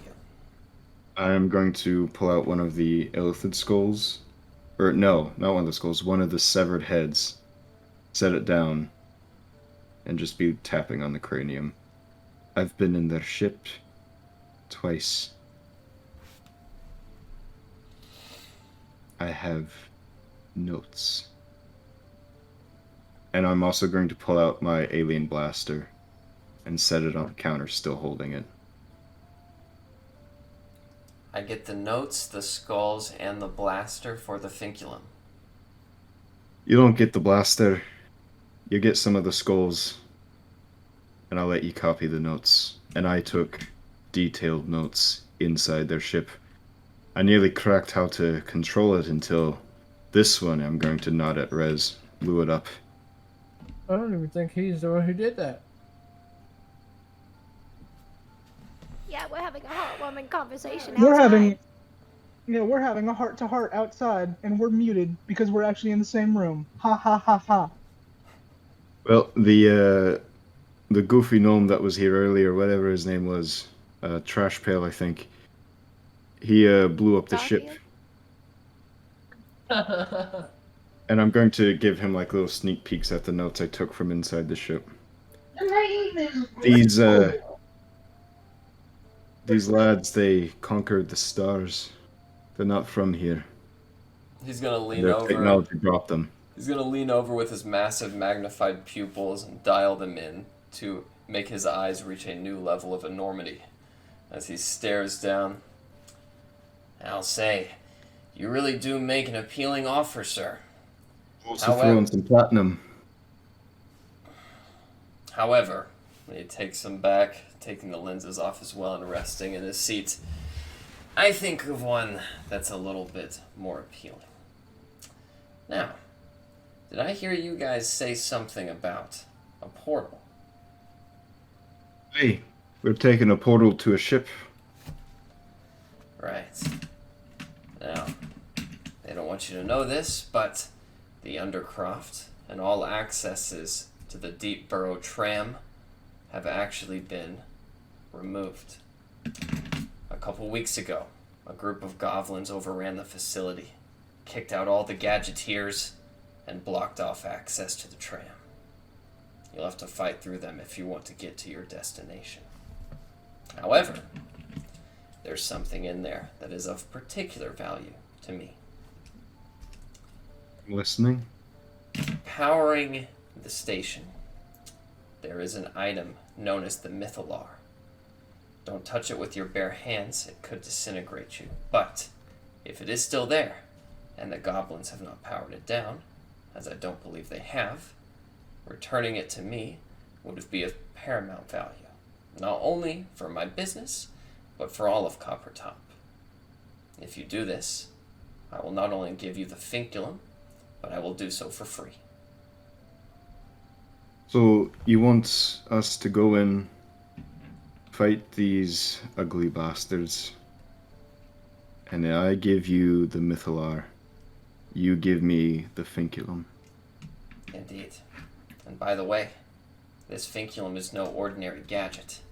It has the magical ability to grant consciousness to a construct. Life itself.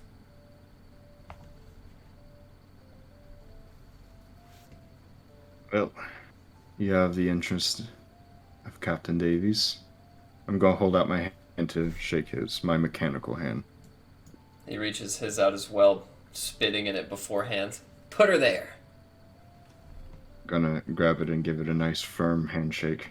As the loogie and the metal clasp in a very auditory percussive noise, Robert von Bargel looks over the shoulder of Alistair to the rest of you. Now that one deal has been arranged, we might have time for a second. The rest of you look like you could be in use of some magical benefits. What can you help me for 140 gold? 140 gold? Well, I'll part for this for 120. And he once again puts the gold crab back in the state, turning its crank, and you watch it dance across the countertop. Oh, now that's very really pretty. something. Yes. I was maybe thinking on my side, would you happen to have some adamantine you could craft into my studded leather armor? Adamantine is a rare substance, and we do most of our sales with that ore to the Dwarven Valley. However, if you were to leave it with me for a while, I could definitely improve it.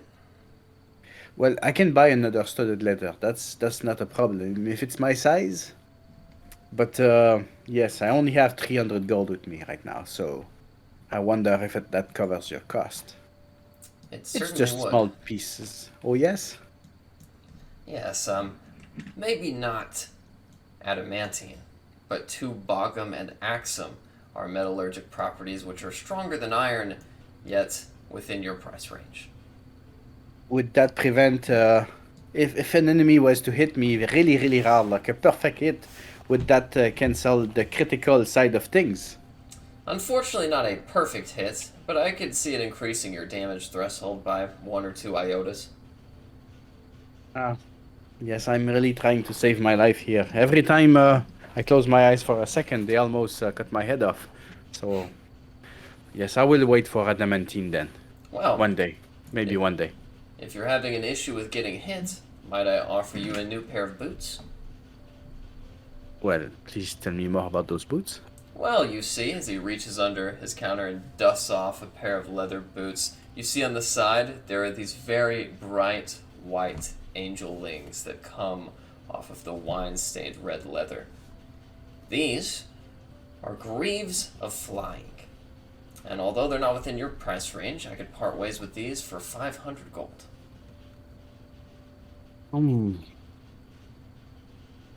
And Greaves of Flying. That's Do right. I find that online? What does it do? If you are looking in the original content, you'll be able to find it under Winged Boots. Gotcha. Give me a minute to ponder things while I inspect them a bit. Of If course. anybody else has questions. Are Grimble and Larry still outside?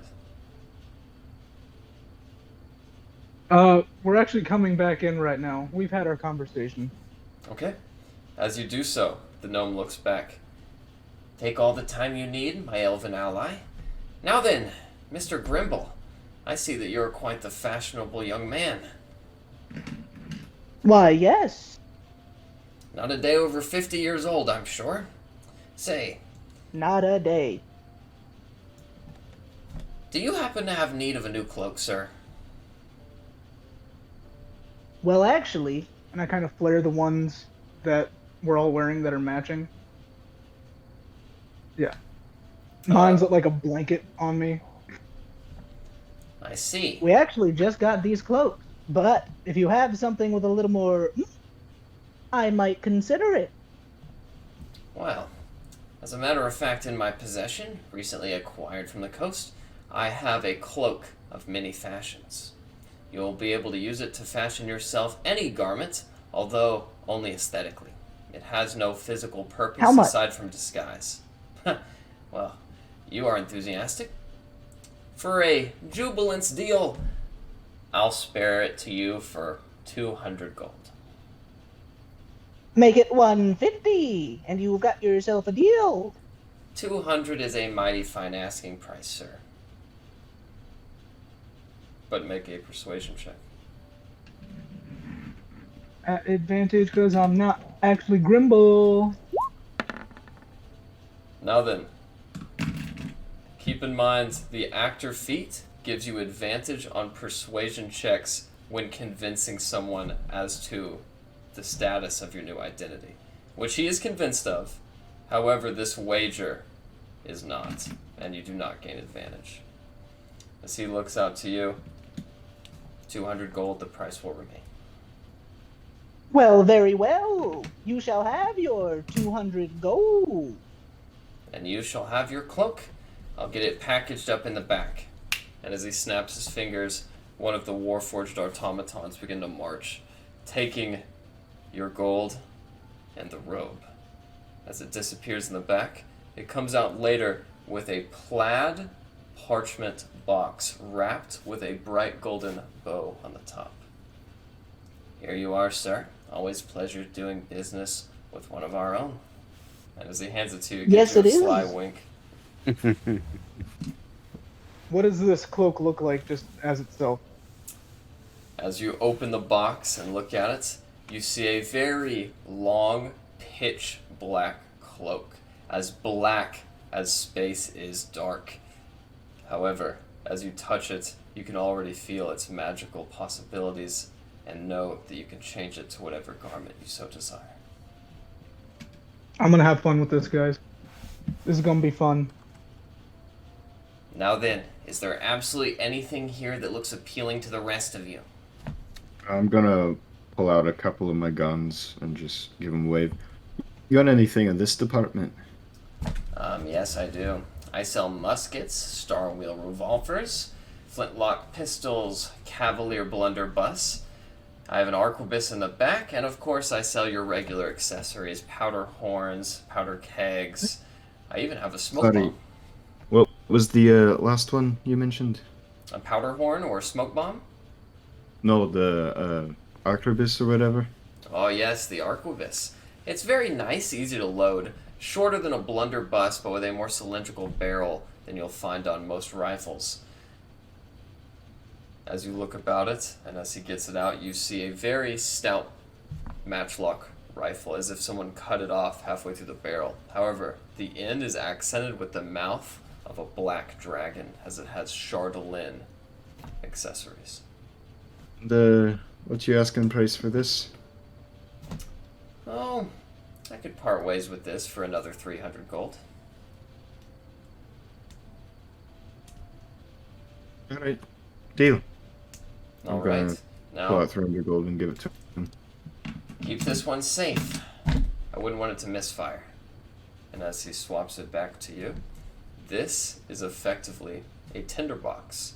What that means is it's a short, compact rifle, which needs to be reloaded after it's fired 7 times. Alright. It has a matchbox mechanism in the receiver, and it inflicts 2d6 piercing damage. And you said, clear it out after 7 shots? That's right. But with your gunner feat, you wouldn't need to pay attention to that. This is just a bonus effect for those who don't have it. It does not require Sweet. two. And, you got some, supplies, scrap pieces of metal, gunpowder, that sort. Yes. I don't mind giving you some powder. The blasting powder certainly is necessary for a rifle of that nature. You got any, metal, cogs, gems, crystals, say about, 15 platinum worth? 15 platinum, 150 gold for spare parts. Sure, I could give you all the cogs I have in my inventory at the moment and a powder keg to boot. I'll take it. I'm gonna open up the, bag of holding. Harbinger second, please be a dear. And about that time, the Warforged comes up, grabs some of the spare parts, places them in the bag. Inevitably, Robert comes out himself, holding the barrel around his wide belly, and he marches it up as he plants it on the counter. That's about as far as I'll take it. We're gonna start putting things in the bag. Thank you very much, and each time I grab something, I'm going to take a glance at one of the Warforged and start making mental notes. As they go back to the front of the door, Robert dusts his hands. Well, Larry, Yeah? where is Erwin? at about that time, Hey. pushing open the still door, you guys see the dragon-like appearance of Erwin. The two Warforged snap their heads in stalwart form, and their eyes begin to glow red before... Now wait a minute, it's all right, boys. Is this one of your friends? This is my creation, yes. My. Robert von Bargel approaches it in true awe as he looks at it. True craftsmanship. Your cannon is nothing to scoff at, Mr. Davies, but this is innovation. Oh, well, thank you. It's not perfect. I see some weld lines, and maybe a bolt can be tightened or two. Say, why don't you leave this with me and let me play around with him? I don't know. I think I need him. But I'll tell you what, I do have some errands to run. So I could leave him here for a few. All right. It really was a pleasure meeting both of you. It's not every day you meet another artificer. And you as well, sir. And, I'll, take care of that business we discussed. Indeed. And remember, keep this out of the ear of the king. He's not like your Veridan. This guy's a real king. Pompous and everything. Oh, I never had any respect for kings. Nor should you, but that's a matter for another day. Go, enjoy the rest of the sunlight. I'm gonna leave. About those boots, I will come back later. Thank you so much. Of course, what size do you wear? Well, my feet are not that long. They're kind of medium-sized, I would say. Alright, one pair of medium-size magical treaders. We'll earn a few coin and come back to you, my friend. Don't spend it all at the Grease Guzzler. And as you guys head on out, you see distant gnomes making their way back from the Golden Nern Tree. Heading off, many seem to be going north now, and others east, on to their way, making their way, rather, to the tavern.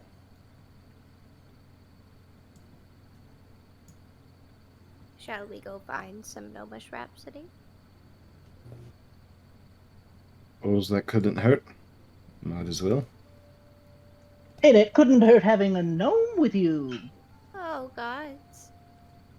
Okay, let's go. As you guys begin making your way through the soft fallen snow, you find another brick building. However, this one covered with portions of Weddle, white panels of wood that ornate the center of each wall. On the top, instead of a flowing black chimney, you guys see this massive sign that is slowly animating. The sign of a shirtless gnome. In two different frames, he is down and then up with a massive keg of ale that he continually throws in his mouth. Underneath the sign, illuminated in golden, white, Christmas-like lights, the Grease Guzzler, buzzing in neon.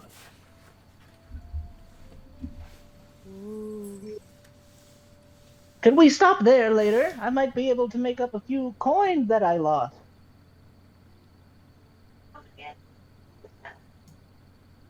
Later, isn't that where we're going? I thought that's where we were going. I was confused. Come on, Garfield, get in there. As you guys begin making your way inside, you push open the door, which, Rory, is excruciating for you. You almost have to crawl on your knees to make it through the very low-hanging door. However, as you guys do, you see a very lovely sight. A half wall partitioning you guys and feeding the line from the entryway around the left side of the room into the bar.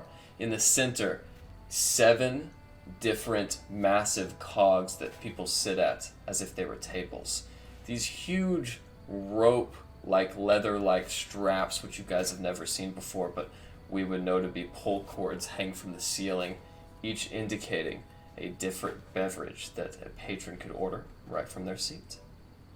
As you guys make your way around in the line, you do see a middle-aged gnome, about 100 years, halfway through her life.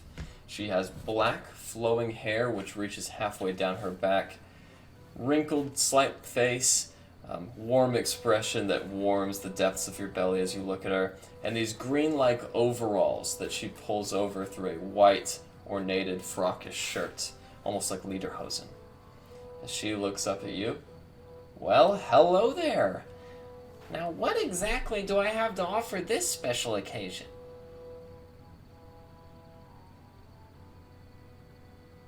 Thinking?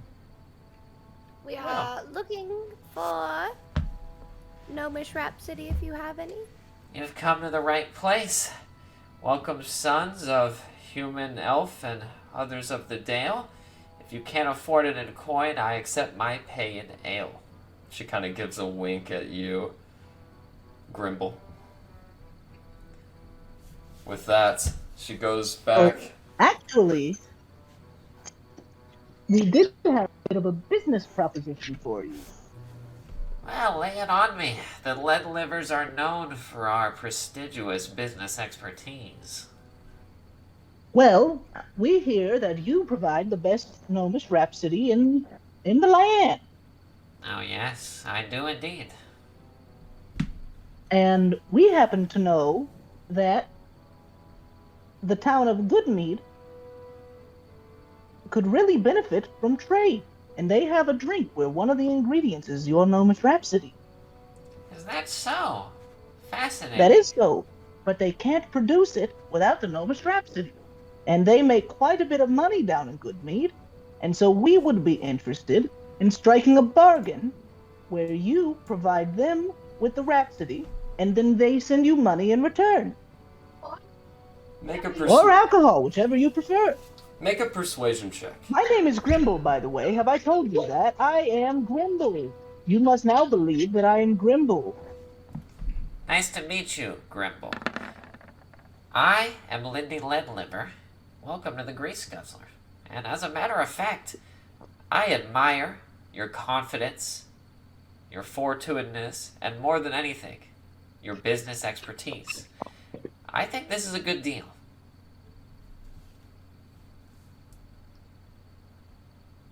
So, exactly how much Gnomish Rhapsody will you be needing? Well, let me check. Larry, I believe you have the recipes. I start rummaging around through all my pockets and all of my things. Stuff falling onto the floor, picking it up and shoving it back in until I finally fumble out the correct paper. I believe this is what you were looking for. Yes. Okay. So we're probably this is one of I believe it's going to be one of their higher priced drinks. So we don't want to supply too much because we want to artificially, you know how it goes. Create demand, create supply.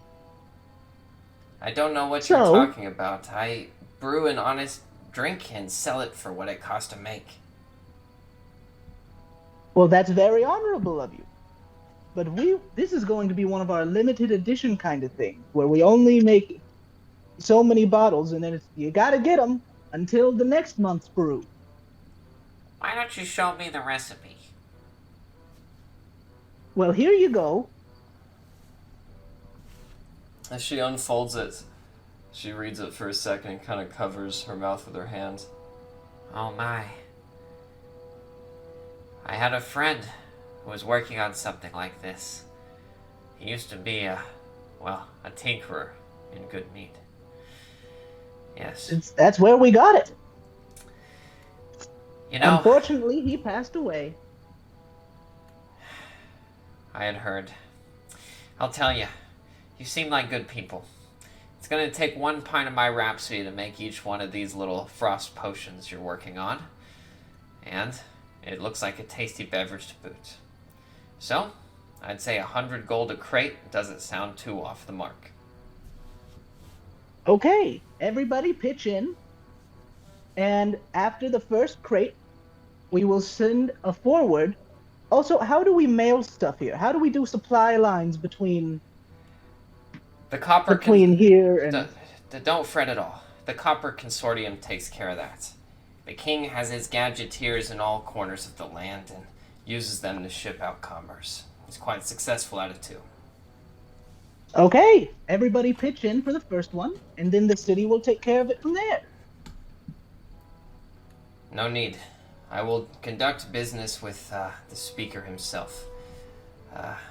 Very well. Do you know them? His name? Yes, he is a very fine man. His name is Rorik Redwater. Won the election by a landslide. Is he a dwarf like the last one? No, he's a human.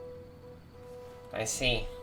Well, now that that's concluded, would you guys like some Gnomish Rhapsody just for your personal enjoyment? Absolutely. I'll take a double. A double? Alright. She returns after a brief second with another gnome, 2 of them carrying in their shoulders these huge tin taggards. For you guys, they can fit in your hand, but these gnomes have them barreled around their arms. As they bring up these tin taggards, you can see them popping in condensation and carbonation as this white foam seems to be perpetually produced. Drink them before they're gone. Slides them over. I'm downing my double. Drink. A really surprisingly question fruity here. beverage. As it hits the back of your throat, it's really vibrant and sugary. Go ahead, Rez. Does becoming this smaller gnome, does it, like, depending on what race I am, does that change, I know my stats don't change, but does that change, like, how much alcohol it takes me to get drunk? No, not at all. And even if you were, say, a really thin human, if you had a high constitution score, I would say that you could weather drink. Luckily, you guys have a dwarf who is both high in constitution and, well, a dwarf. So, some heavy drinkers to be sure. With that... Rez used to partay in his day. With that, Lindy Leadliver grabs her violin from behind the counter and makes her way to the corner of the room where she begins to play a very leisurely tune. Is there anything else you guys would like to do? Well, I think that about does it for my errands. Actually, friends, let me come back. I'm gonna check the shop really fast, and I'll be back. And I sent you, Garrett, in the private Discord 2 links of if any of those 2 items would be available, just in case. As you go back and ask him shortly, he informs you that unfortunately they are not available. Thank you so much. I've had those notes in my book, so maybe one day. Thank you. I'll go back. As you guys are now joined by Auralas, drinking back your gnomish rhapsodies in view of the very dimly lit coast of flowing ice. You guys sit in this very warmly lit neon space, lovely dulcet tones from the gnome's viola picking up into a very cacophonous fiddle as it plays rapidly and the sound becomes more and more mirthful. We are going to take our bathroom break. All right. Nobody speaks like Grimble. You're actually better That than me. is very true. Nobody does. Now then, I think Grimble is like my new favorite character that I've made up, even though I just stole the name from one of my other D&D characters. yeah, the legendary Grimble Longsnoot, if I'm not mistaken. Long Knot. Long Knot? Sorry, I was thinking of Star Wars. Alright, now that we're all back, sitting quietly inside of this very populated but very depressed tavern. Gnomes drink their drinks in silence as the violin is played to up-wrench their spirit. Will anyone save their musical inclination? Yes, my Discord started fucking up as you said, like you started playing a song. So I wanted to like get out my dulcimer and stand next to her while she's playing and kind of like and keep in time with her, see how she's vibing to another musician joining, kind of playing the same song, and then I'm gonna like set her up for I'm gonna play it up a bit and start making it a little more lively, picking up the tempo, seeing if she keeps pace. She struggles at first, but inevitably she reaches your tempo. And then I'm going to like set it up, it's getting there, and then I'm gonna throw her a solo. Alright.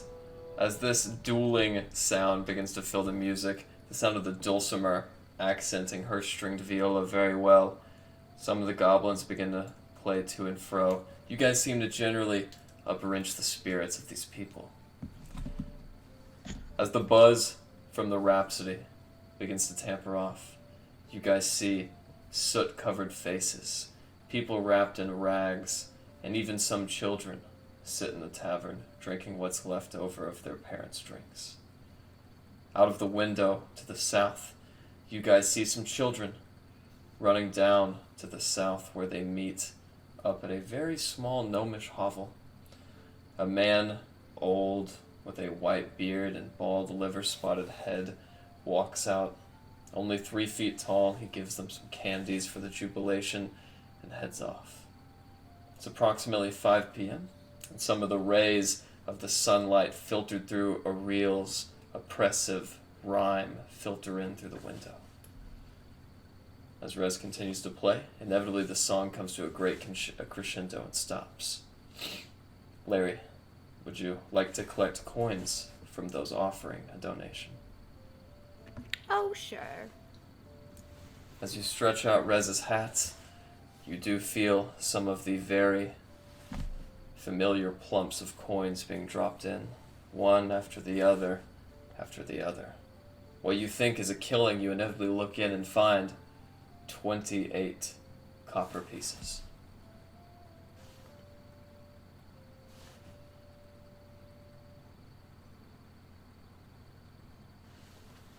As you guys look about, you inevitably see a young boy.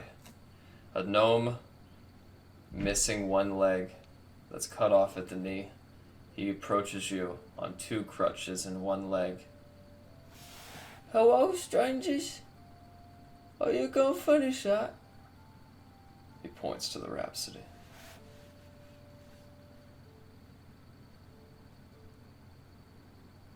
You can have the rest of mine.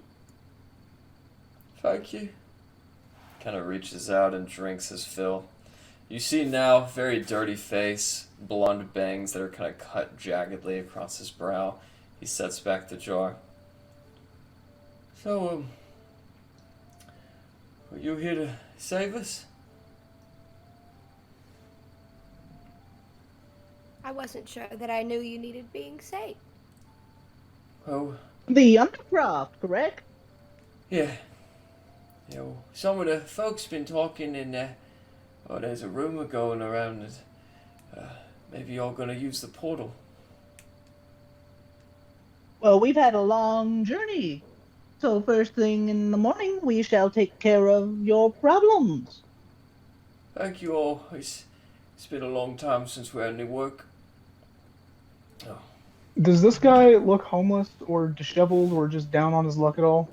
He does. He's missing part of his right leg. He has 2 rickety crutches that he uses to support his weight, and even though he is a gnome, he is very short, much shorter than most gnomes you've seen. Here, I think you could use some of this. And I give him 2 gold. Oh my goodness.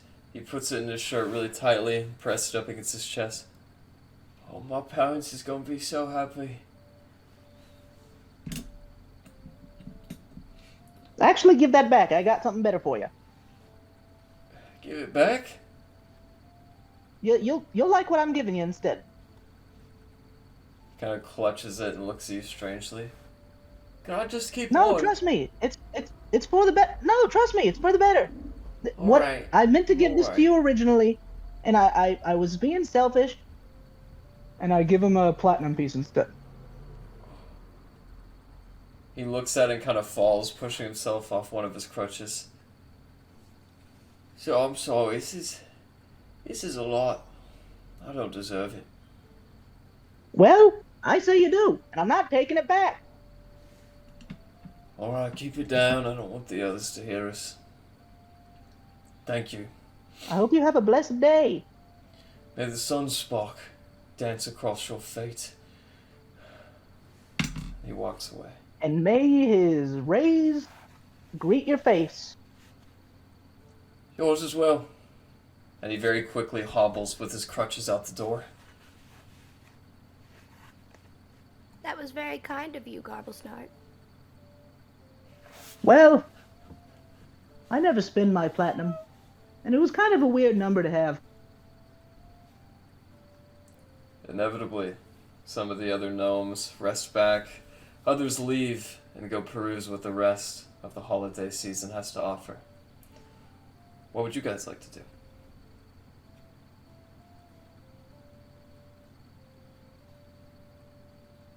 Well, I say we spend the night here.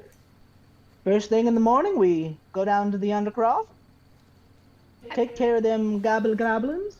I'm wondering if I should check in on Erwin. They could just be disassembling my machinery and getting a little anxious. Well, let's go get Erwin then. Alistair's gonna order a triple. You're not coming? Alright. But unless Feel you've like got drinking. But unless you've got a liver like Lindy, I'd say you should only keep to 2. I can outdrink any gnome in this town, and that's a promise. Alright, don't say I didn't warn you. That'll be 3 silver. Oh, I'll give him 5 silver. Hey, Zach, I think you're confusing characters. It was our doll that had the gem that let him drink as much as he wants. I'll drink as much as I want whenever I want. He's like come back to life though, right? So it's not. He can drink whatever he wants. Yeah. In all honesty, he's undead. So, returning I know, once it was again. just a dumb joke. I know. That same short, brown-haired gnome approaches you. This time, bringing you your 3 drinks. All right, there you go. Anything else I can do for you, sir?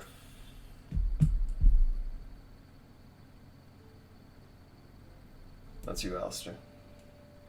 You know what? I'm gonna put down a gold piece. Bring me a few more. You got it. He puts the gold piece in his pocket and begins to walk.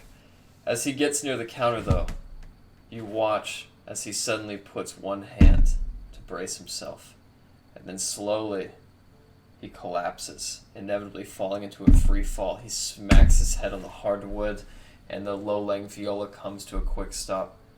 My God, Garen! One of the boys hops over the counter and goes to him. Lindy looks over. What happened? And as they all try to wake him up, he looks completely unconscious on the floor. I'm gonna hop over. I'm going to quickly give a cure wounds. As you do so, you see him almost like a defibrillator shocked back to life. What happened? Whew. You alright there, lad? You kinda took a tumble. I think so. I've been feeling Not been there. a little dizzy since coming back from the Undercroft. I feel alright now, thank you. Why don't you tell me about that? I'm headed there myself. Oh, well. A couple of the guys been coming down with a croup, but it's probably nothing. It's always nothing until it's something. Oh, until someone heals you. Either way, I appreciate it. Do you need healing? Not anymore. I think I'm okay. What about the others? You said the guys. Yeah, they get this greenish, pale look in their face like they're sick, nausea, and between you and me, the king's got us working in downright terrible conditions. Well, those conditions should be ending soon. We're going down to kill all those goblin bastards. Goblins, huh? I haven't heard anything about that, but they've had it shut down for a while. I guess it makes sense. Everyone's a goblin to me. I wonder how they got in there to begin with.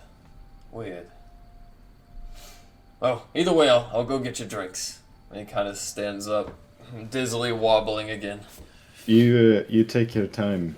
It's no rush. Yeah, Garen, why don't you let me fetch him? She kind of makes eye contact with you. Inevitably, she returns with drinks for the table. She puts her hands out. Listen, there have been more and more guys like Garen showing up here. Weird, slack-jawed, and dizzy. When you go there, keep your wits about you, and not just for goblins, okay? I appreciate it. I'm going to take all the drinks and just be downing them one after the other. Alright. Alistair's got to maintain his alcoholism, even if he's not getting drunk. It does indeed. And again, very frothy, very fruity. More like brighter than I guess you would say a Merlot, but not quite as fruity as a rosé. This carbonated mead-like beverage definitely has some sensibilities of a wine.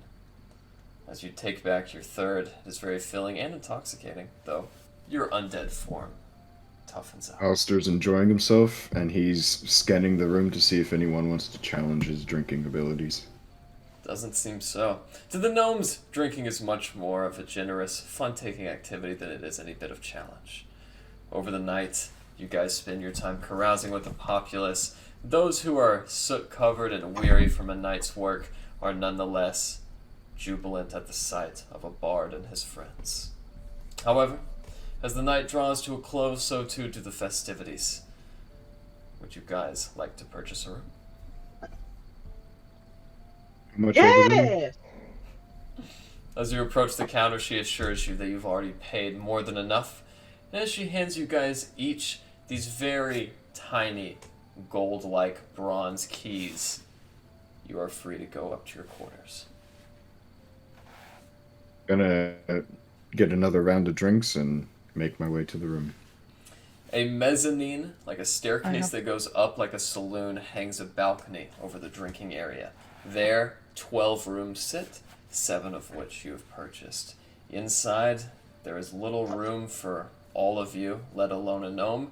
However, Larry, you find everything to be conveniently long enough and just comfortable for your size. And so does Grimble. Grimble does indeed.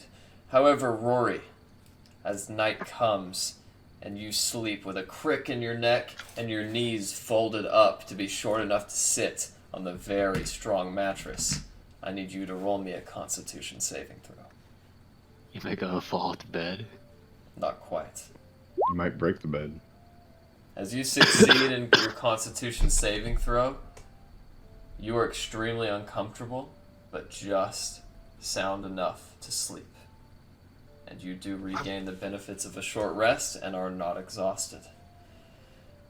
As sleep comes, is there anything you guys would like to do before going to bed? Before going to bed, I want to spend some time on my new notes, collecting them, and then start working on some blueprints of my own, combining elements of the Warforged and the gears that cause the invisibility on the castle walls. And just kind of... And Rez will play, he will do his nightly prayer with his song. Alright. As you guys do so, Alistair, although you scratch your head and you go back through all of your notes, you can't find a way that these automaton creatures could be conscious as they are. Something about their nature eludes your current understanding of tinkering, and you spend most of your night note-taking exactly why it is that could be possible. In my equations, I'm going to put a question mark, and then the bottom corner, I'm going to put question mark equals finculum. Perfect. As night comes, all of you gain a full night's rest. And Glenn, deep in your sleep, you find yourself sailing to an island. Frozen deep in the sea, you see 3 dwarves standing on this island. Snow-capped and icy, they turn around to greet you. As they do so, their ethereal, blue, ghost-like essence is so permeable you can see straight through them. Go ahead and make me an insight or perception check to see if you can even make out their presence in your dream. Said insight or perception? Yes. You can't spot all of them, but one of the dwarves has very thin-framed spectacles on the end of his nose. Long leather chaps. It looks like your father. And that's when you wake up in a cold sweat, the first one in the morning. I check. I have a I can't think of the name. A mug? That's not right. A big mug with a lid. You know what I'm talking about. Stein? Stein. A Stein? That is like sealed shut, full of my father's ashes. Is that like still? I still got that. Like, is it still intact? Oh yeah, it's intact. Okay, just checking on that, making sure it's there. If no one else is awake, I'm going to lay back down, attempt to get some more sleep, but most likely just lie there. Try to figure out, try to ponder the other individuals that maybe I saw or didn't. I don't remember. Sounds good. As you do so, fading glimpses of that dream come and go, and you gain 2 more pieces of evidence.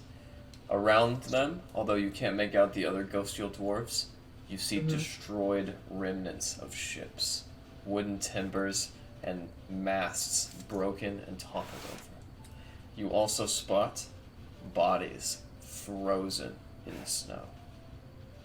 And as you find yourself recollecting more and more events of the nightmare, you inevitably can't sleep any longer. Okay, sweet. A couple hours later, or less, as you finish the natural time of your meditation, you wake up, and then so does everybody else. I'll be getting breakfast ready for everybody. Big glass of water for my friend Alistair, and I'll be good to go. All right. You guys come down just in time to see the food delivered to Aralas's long table. 3 of those cog tables pushed together actually tessellate very well and fit together like pieces of a puzzle. As you're sitting there and waiting, you guys watch as warm breads, very large, ripe, silver plums picked off of the golden tree that you guys saw celebrated not too long ago, and even a very large pecan pie is served at breakfast. Looks delicious. Alistair's gonna signal a server and order another drink. Sure, what'll it be? More Rhapsody? Maybe a Frost Brew, or maybe even a Perizzi Desjardins? We got some of those in from the homeland. From the homeland, you say? Yep. I'll give that a try. Alright. Always good to expand your horizons. I'll be back in just a moment. As he returns, this younger gnome who's filling in for the morning shift, he has shoulder-length black hair, very wide-brimmed spectacles, and black overalls. He inevitably comes back outside, and holding in his hand is a very large purple wine glass. At the bottom is corked a woven basin that actually fits over the bottom of it, and a wooden cork is in the top. As you guys see, there is an unintelligible phrase written over the bottle seal. Does anybody here read Gnomish? No, Rory. I can pretend I do. I think I might. I'm guessing Undercommon won't work here. Unfortunately not. What would you like to do, Rory? I do. Rory like to ask, do you have something that I can forget about paying for the rest of the day? He looks over at you with a sly eye as he leans in and pushes the bottle over to Alistair. That'll be 2 silver, and that's your Perizzi Desjardins. Ah, Rory's so flattered. As he leans in at you, Rory, he looks, well, I don't know if it'll be big enough for you, but I might have something that'll wet your whistle. Kind of looks around. After breakfast is finished up, why don't you meet me behind the store?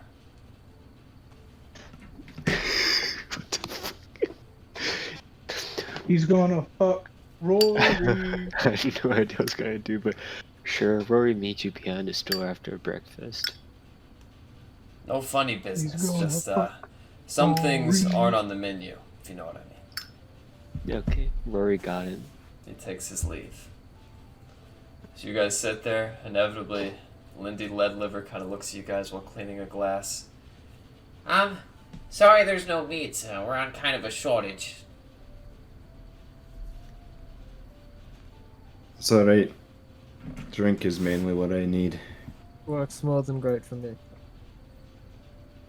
Inevitably. As you guys sit So there. you're saying you have no meat? Well, we got some meat, but we're just on a little bit of a shortage. You see, a lot of our supply lines got cut since the recent strike. That's understandable. How much for 4 sausage links? Oh, I'm sure I can fetch something out of the pantry. You guys are nice, so I won't cost you more than 5 gold. You said there was a strike? Yes, something about the workers on Shimmer Silt. That's where most of our supply lines come in at. They didn't like the way they were being paid, excuse me.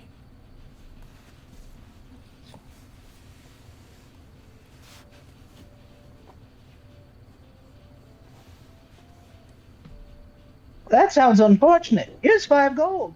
Bring that Thank you very sausage much. to me. You got it, Mr. Grimble. As she goes back, she inevitably comes out with a very cylindrical porcelain tray of sausages, 5 in a row. They're not even in the same wrapping. Here you are. Who's feeling lucky today? And I look around my party. Who wants a sausage? Alistair's continuing to drink.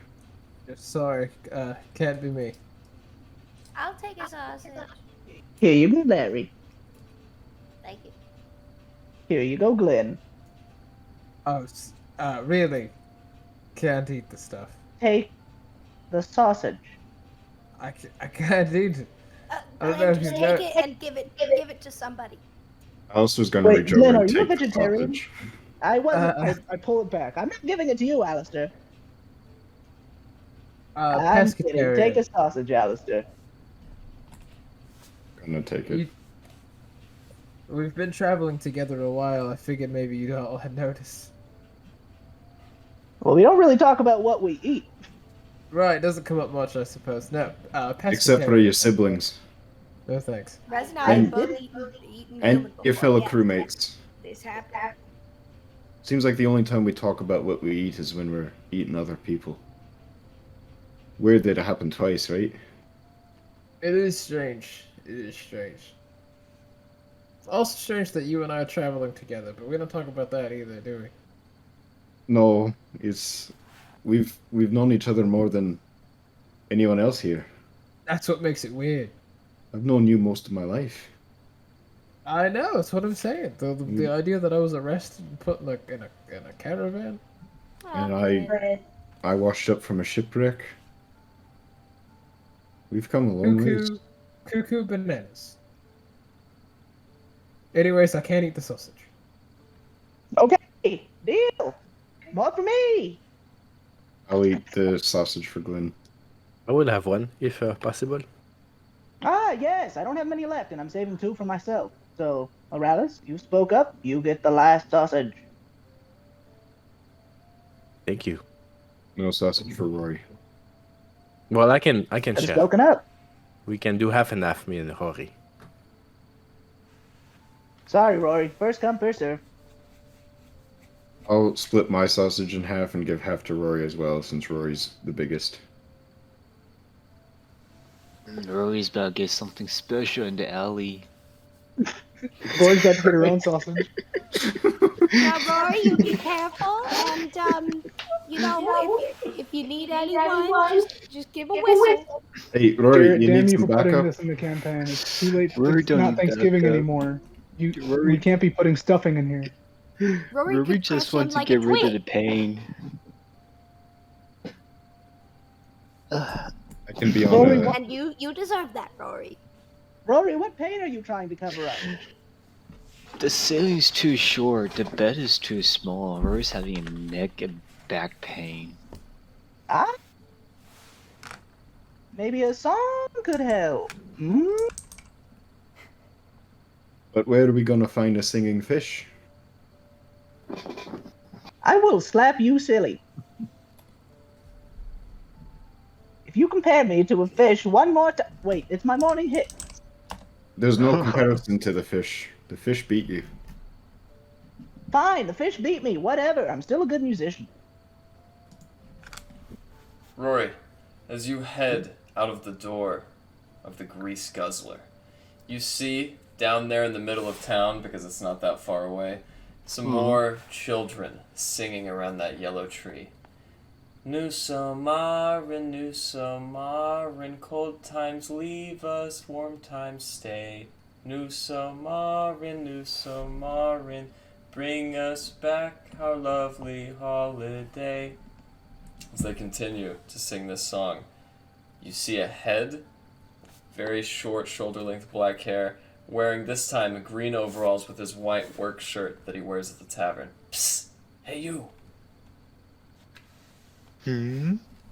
Calling Rory? It is the same gnome who asked you to meet him in the alleyway. I follow him to the alley. As you stomp over, snow drifting in its wake and coalescing in the corners of the sidewalk and the brick building next to you, you slink back in the alleyway behind the Grease Guzzler. Massive parchment bags where trash has sit and leaked its yellow bile into the snow. He sits in the darkness, wearing now a very large leather jacket that he didn't have on earlier. Alright, I have a cousin who works on the coast, and he gets the best stuff. So you said you didn't want to hurt for a day, right? Mm-hmm. This should work, but don't use too much of it. You'll whisk away. As he brings out his brown leather jacket, you see he has 3 glass vials. brown dust, blue, and red. Which will it be? I thought he was the one giving me, not me picking. Well, you do have an option. Oh, so brown, red, and what else? Brown, blue, and red. I'm gonna take blue. Blue. Pick number 3, my lord. Alright. This is good stuff. I can't part with it for less than 70 gold. Whatever. Rory just wants the pain to stop. Well, this'll do the trick. So 70, so 3, 2, 55.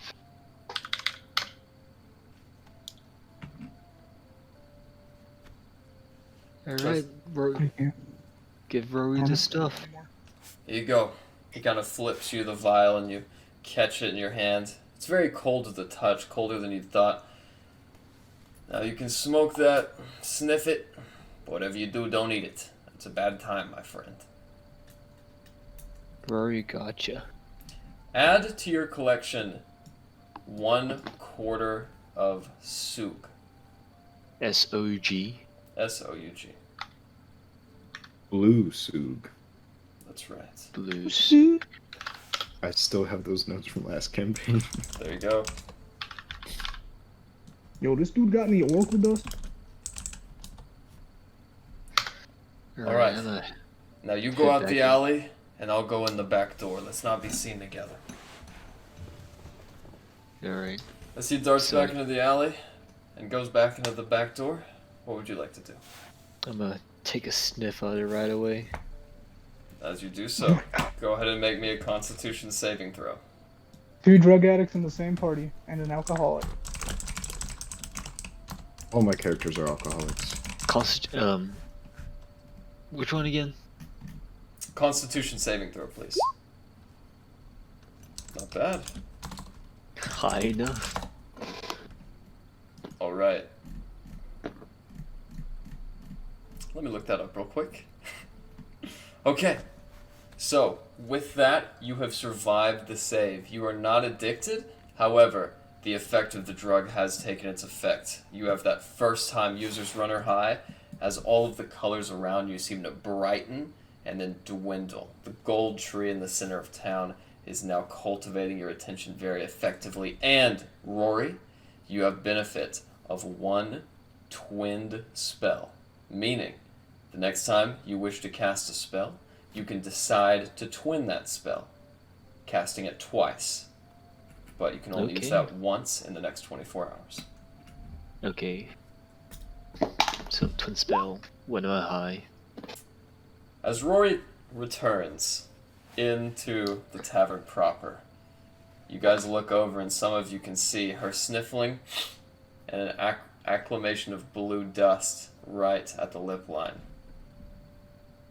White dust on res.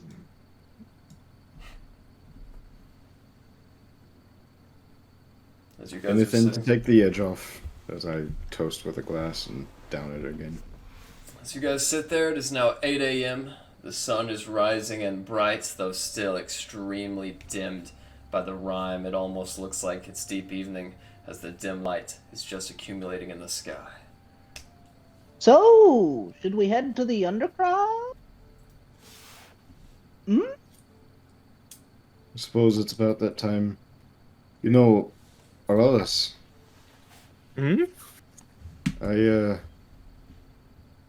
thought you might get some use holding on to this for me. Just temporarily, once we're done with this god-killing business, I do need to return it to a friend. I'm going to hold out the belt of Dwarvenkind. Finally, it's getting used. Finally! Would you would you like me to wear it around myself? I think you might get some use out of it. It seemed, yes, I think I could be, I will have a chance to live if I get hit in the face. Indeed. And I will give it back as soon as it's needed, of course. And you are one ally I wish to keep fighting by my side when we finally kill that. I think killing a god is Frostmaiden. the next logical path. So I'm gonna give him the belted dwarven kind. All right. Okay, so what's our checklist? We have take care of the goblins in the undercroft. Go Steal through the something. portal. Wait, no, yes. Check. This is why we have the checklist. Kill all the goblins.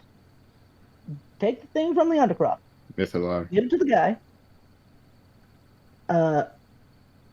Go through the portal in the undercroft. Get to our boat.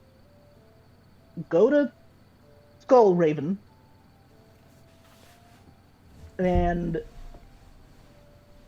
then kill a god? I'm killing the god. Something like I don't know about you guys, but I'm killing the god. And you don't Well, we worry just about the arranged it out. Mythalar. You get final I'll blow. handle that. Oh Then- my goodness, we had to. What if we all collectively go to fight the god, but we're the someone else, say Larry, lands the killing blow? What happens to your weird contract? Well, ideally, what I want to do is kill the Frostmaiden, and then kill the damn bastard that cursed me himself, Levistus. Well, one god at a time. Guess it's a god and a devil. I don't really know. I'm tired of being bound and chained for others. As you Well, walk- let's set you free, my friend. So, let's kill these goblins, steal the Mythalar, set sail, do what we do best. As you guys gather yourselves and make your way out of the revolving door, it spins once for each of you, as it's not very wide, and you guys make yourselves, or walk out into the snow once again. As you look around, your feet pressing into that very light layer of snow over the cobblestones, you see, up north to the docks that the gnomes here call Karstag Bay, a very, very large cog, wider than the tavern is long. It is extremely huge and imposing on the city's skyline. As you guys walk closer, you see that this very tall cog is not just for tinkering purposes, but is actually a massive spiral staircase. Guarded heavily by 5 guards who wear those purple tabards over their golden plate armor. The purple tabards showing the insignia of a white cog. You guys presume that this must be the Undercroft. Lads, we need to do anything before we go in? Prep? Gear up? Get ready? Oh, Garrett, quick question. Go ahead. About the cloak. Does it require attunement? That's a good question. Let me look that up real quick. Because I definitely would be using it at this point. I don't believe it does. Let me look it up real quick just to be sure. Well, either way, I'm attuning to it if I have to, or just wearing it if I don't. It does not require attunement. Dope. It's just gonna look like some of the fanciest stuff that Rez has not gotten a chance to wear in a long time. As you guys draw closer now, Rez anointed in his newfound swag, you see behind the Undercroft, sitting shallowly in the sea just beyond your view earlier, now appear these very small steamboats. Small craft with propellers that you guys know to be gyrocopters, the same one you once found on the top of Kelvin's cairn. All of these small, yet incredibly technologically advanced Gnomis vessels sit, all in different states of destruction and malrepair. Ahead of you, those 2 guards, one of which has a kettle helm, a large brim that goes around his helm, shadowing his face. You can only see his fresh cheeks as he, "Hey, that's close enough. Who are you guys?" We're here to solve your problem with the goblins. He kind of looks over at the other guard, who gives him a slight chuckle and just looks up in the air. "Goblins, you say? All right, head on in." And they push their halberds up straight, opening access to the Undercroft in the process. Thank you. Good luck with the goblins. Something tells me it's not actually goblins. as you guys make your way down the staircase. Spinning in bronze hues, it is extremely beautiful, and gets even more so as you break beneath sea line. Underground, you can see through this clear layer of bronze glass the bright ores and striations of alloys yet to be mined. Inevitably, you guys find yourselves in a dark, candle-lit room. In front of you, you see, behind a very shallow stone pillar, hands pushed on the counter, an elderly gnome, 200 years old at the least, bald head with no hair, white beard that starts as a mustache and develops into mutton chops. He looks up. So, you're the ones the captain told me about. Pleasure to make your acquaintance, fellows, as he outstretches a hand. I am King Auzilis. Hi, you're the king we've been hearing about, and I'm gonna shake his hand with my mechanical firing. I hope you haven't been hearing too much. Me and Professor Flandel here are just trying to figure out a way to get those darn goblins out of the portal. Sorry to say it'll be off limits to the public for at least another day. You know, there's been some looks of doubt when we've told people we're here to solve the goblin problem. Well, I can see why they'd be doubtful. After all, no one's been allowed to go in or out of the Undercroft for weeks now. Other than those Me thinks we can workers. solve your problem. I'm not sure quite what you're talking about.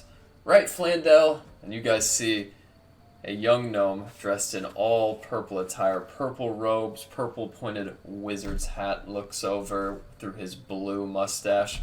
Oh, not at all. No one's been down there at all.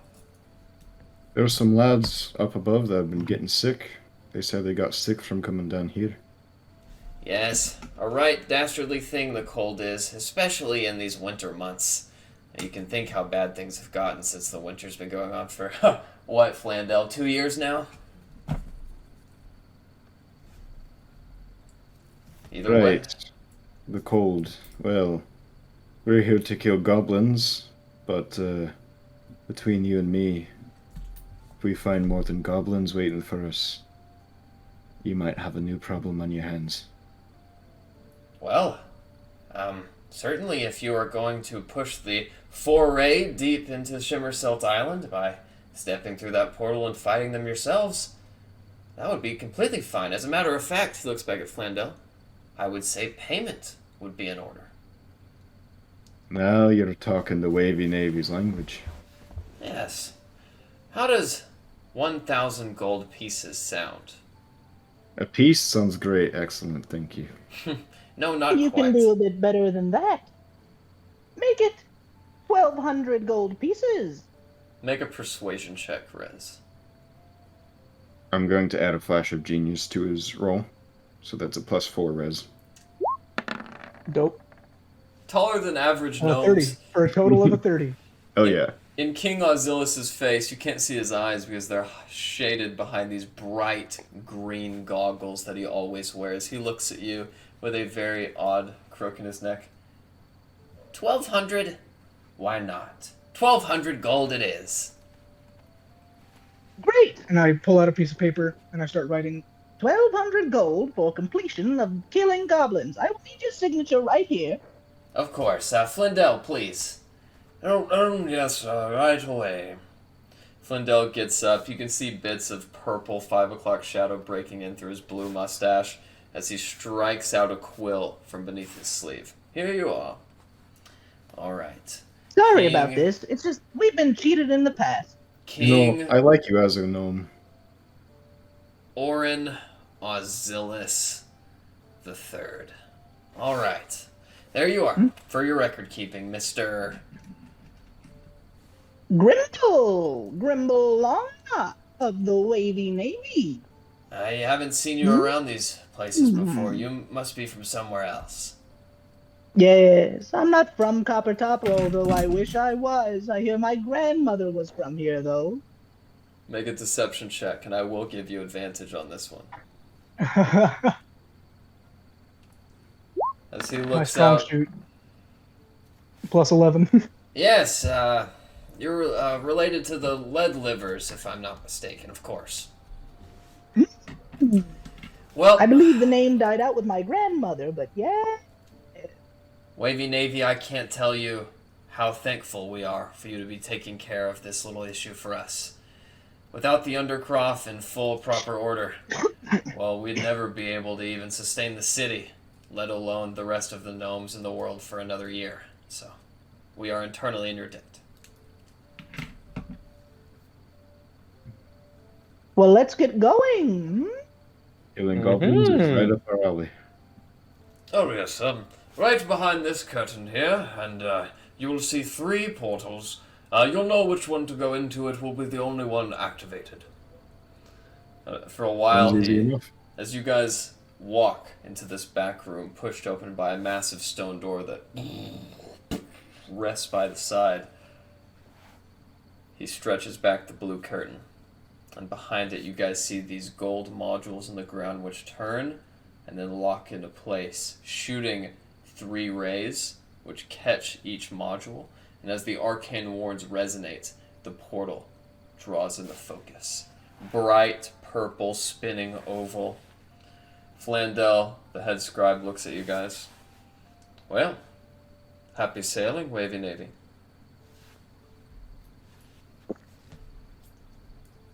We'll be back. As soon as we're out of earshot, I'm just gonna like get in real close with the group. Maybe after we're through the portal, I don't know. But as soon as we're out of earshot, I'm just gonna gather the group and say, "Doesn't this seem, like we've killed a city-destroying dragon, aliens apparently, and we're on our way to." And we're on our way to kill a god. Does this not seem, a bit beneath us? Killing goblins? You want the gold or not?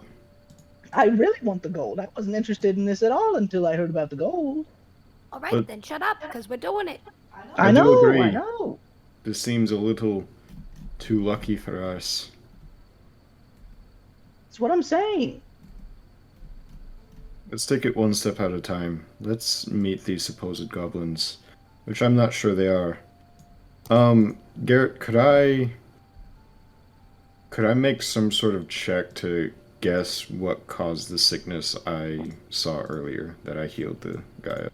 Sure, yeah. Make me a medicine check, which would be just you recollecting details which you guarded at the time. Or you could even make me an insight check to see if you can kind of guess what his side effects were. Okay. I am going to add a flash of genius to this.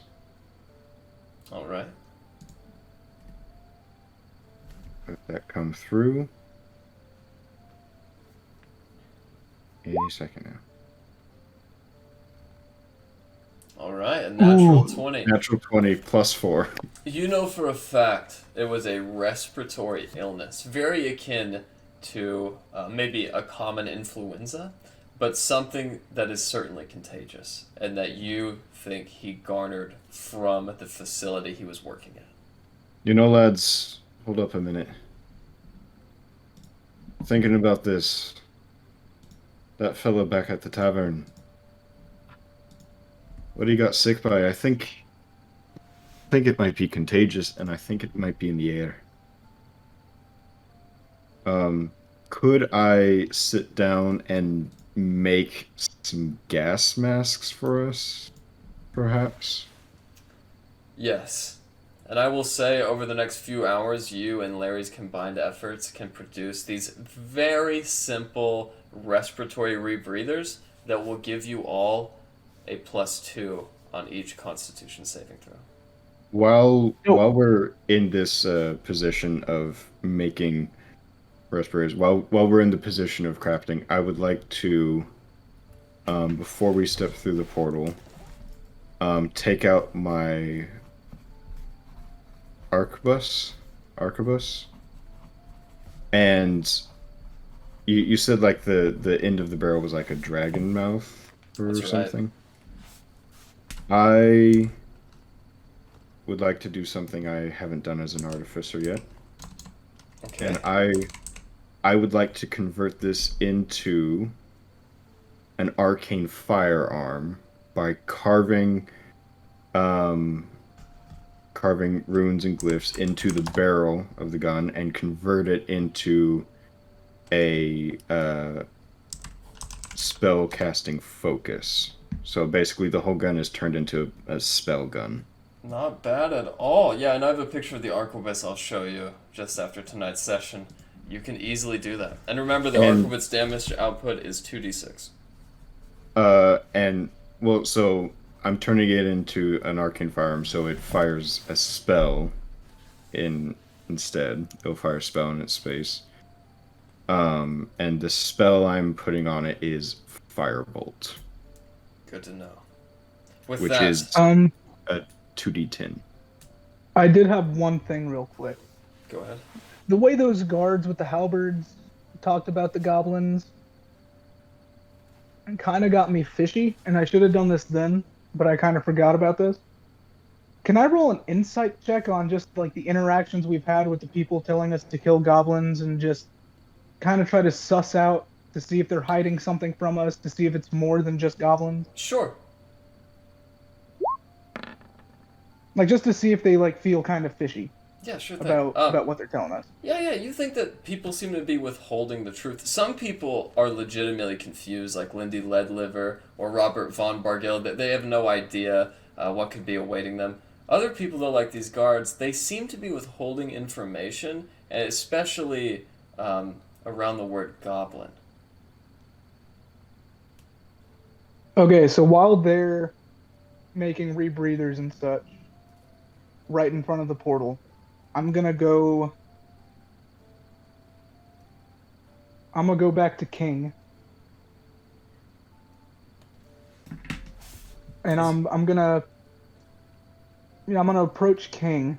As you walk back into the main foyer, you see, illuminated by those distant forges that are inactive, behind that stone table, you do see Flandel, the wizard, and leaning in is the king, who snaps his head to your attention as soon as you walk in. Oh, yes, hello. Yes! You know, I did have a couple of questions. We wouldn't happen to be fighting more than regular goblins when we go through that portal, will we? Of course not. These are goblins. They somehow raided the island of Shiversilt not too long ago. My best bet is that they could be pirates. But there's... And I'll reach into my bag and pull out 10 gold total. And just say... And there's nothing more? And I flip one of the coins through my fingers. He looks up. Your Grace, I believe this gentle gnome is attempting to bribe you. Yes. I thought so as well. But that couldn't be the case, could it? Flicking a coin in my finger. Perhaps you did not hear me the first time. Goblins? I will give you an opportunity to rescind this insult, but once. It won't happen again.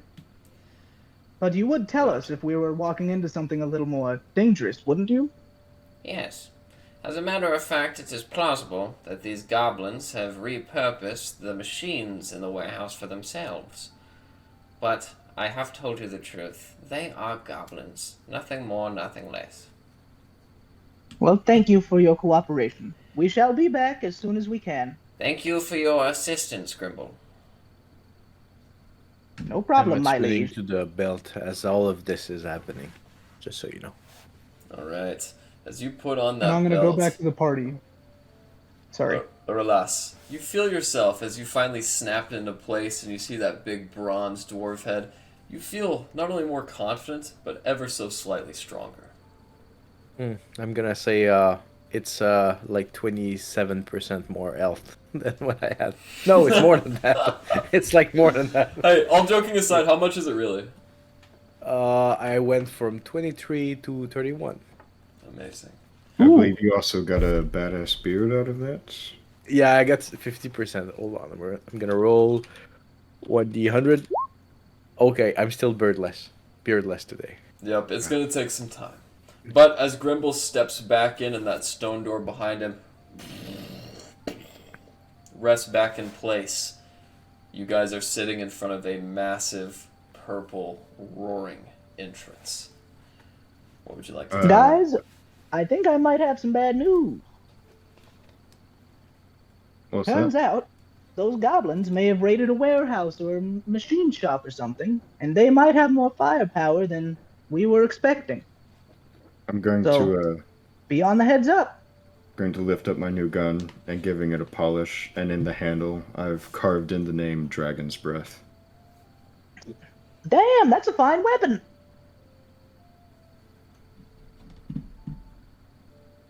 Well, you guys Wow, is ready you to seeing go this kill some shit? goblins? And I guess me and Larry can start handing out the rebreathers. As you pass them out, you guys see what looks like a very simply made iron pacifier. It has a screw on the very end which allows you to change the pressure for whenever you really need it and sometimes when you just need to turn it off. And also it's fitted for the size of a normal human's mouth. It looks a little bit too large on Grimble. Remember, lads, mask up to protect yourselves. Are we alone in this room now? Yes. Okay, I'm back to half elf res. You know, I Alright. preferred you as a gnome. I know I was pretty convincing. I mean, I just boosted our deal by 200 gold. I quite like Rez as a gnome. What was it, Well, little maybe Gimble? Grimble can make a comeback. Why not make it Gimble, you know? Gnomes tinkering, a gimbal. That's That is genius. I think I shall. I'm gonna tip my hat. I'll tip mine back to him. Well, You guys are so cute. are we ready for a fight? Does anyone need anything? Does anyone need a weapon, armor, anything I can do for you? Well, what is our game plan once we have no idea what to expect. So I think I'm going to take this time and burn a spell right before we go in. It only lasts an hour, but it should help us. And I'm gonna pat on my drum and decrescendo and get it really quiet. And then just one little, and all of a sudden, like, the shadows, like, pool in around us and up us and make us darker and harder to see. And I'm casting Pass Without a Trace. Alright. DM. Yes. Just in case I got ripped off, does this powder, this drug, last 24 hours like he said? It absolutely does. And as a matter of fact, you find yourself having to wince and flinch and really strain your eyes to be able to focus now that you're this high. Okay. In front of you Um, is that entrance. Who would like to be the first one? Can I just wander into the entrance? Alright, Rory, as you guys watch Rory's body enter, Rory automatically disappears from your view. I'm gonna step up, give Gwen a sharp slap to the back, and when I do, I'm going to infuse his armor with enhanced defense. Alright. And then I'm going to step through, holding my Dragon's Breath gun ready, and step through the portal following Rory. With a sturdy slap from your compatriot Glenn, Alistair heads in. What would the rest of you like to do? I will follow. I think Glenn's gone. I'm gonna be following in the middle. There you go. Follow. Alright. In that order, you guys inevitably break out in what is a very dark and cold cave entrance. At the front of the entrance, all of you can see just beyond the depth of your view, radiated in the light of that purple portal, which is also in this space, thankfully, a very flat iron door. It's only 15 feet out. What would you guys like to do? So it's a flat iron door. That's right. Are there any like rocks and stuff? Oh on the yeah, path? there's a ton of rocks. I'm going to pick up a rock. I'm going to make it glow with 5 feet range of light. And then I'm going to throw it at the door. Alright, as the rock hits the door, you watch as the door senses its passing, opens just in time for the rock to fly in. As the rock flies in, it bounces on these white, smooth tiles. In front of it, a metal bench that separates this very short rectangular room. You can see oil and a spilled bucket on one side, and the other side you get a flash before the door closes again. These two bright eyes in the dim light. Alright, I've got an idea. Larry, you're good at throwing. I saw some oil in there. You give a good shock of your hammer, get that door open, maybe hit something while you're in there, cause a ruckus, cause a mess. I'm going to take a shot with my new best friend. And maybe we can shorten this fight just a little bit. And Sounds like a so plan. what I'm wanting is for, like, the door comes open, like her hammer's gone in, it's hitting whatever, and I want to take a shot with my dragon's breath gun, which is the firebolt, to try and hit the oil or ignite something in the room. Alright.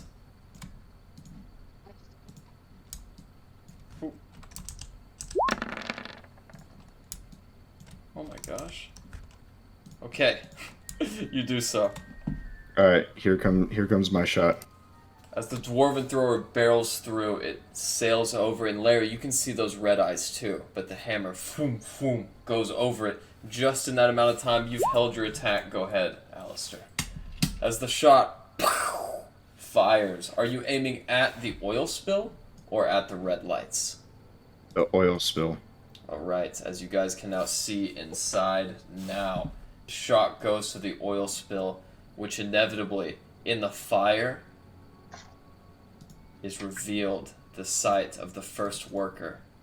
Ah, what the hell? As he brings his hand down, you see this goblin. Fair face, blue hair shooting out of his head and sideburns.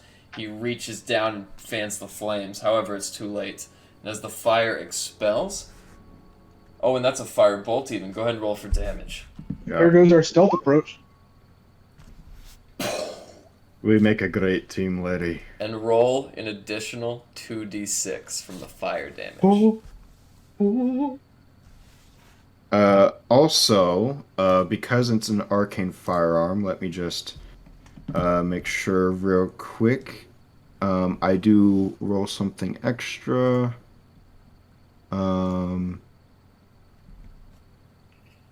I get to roll a D8.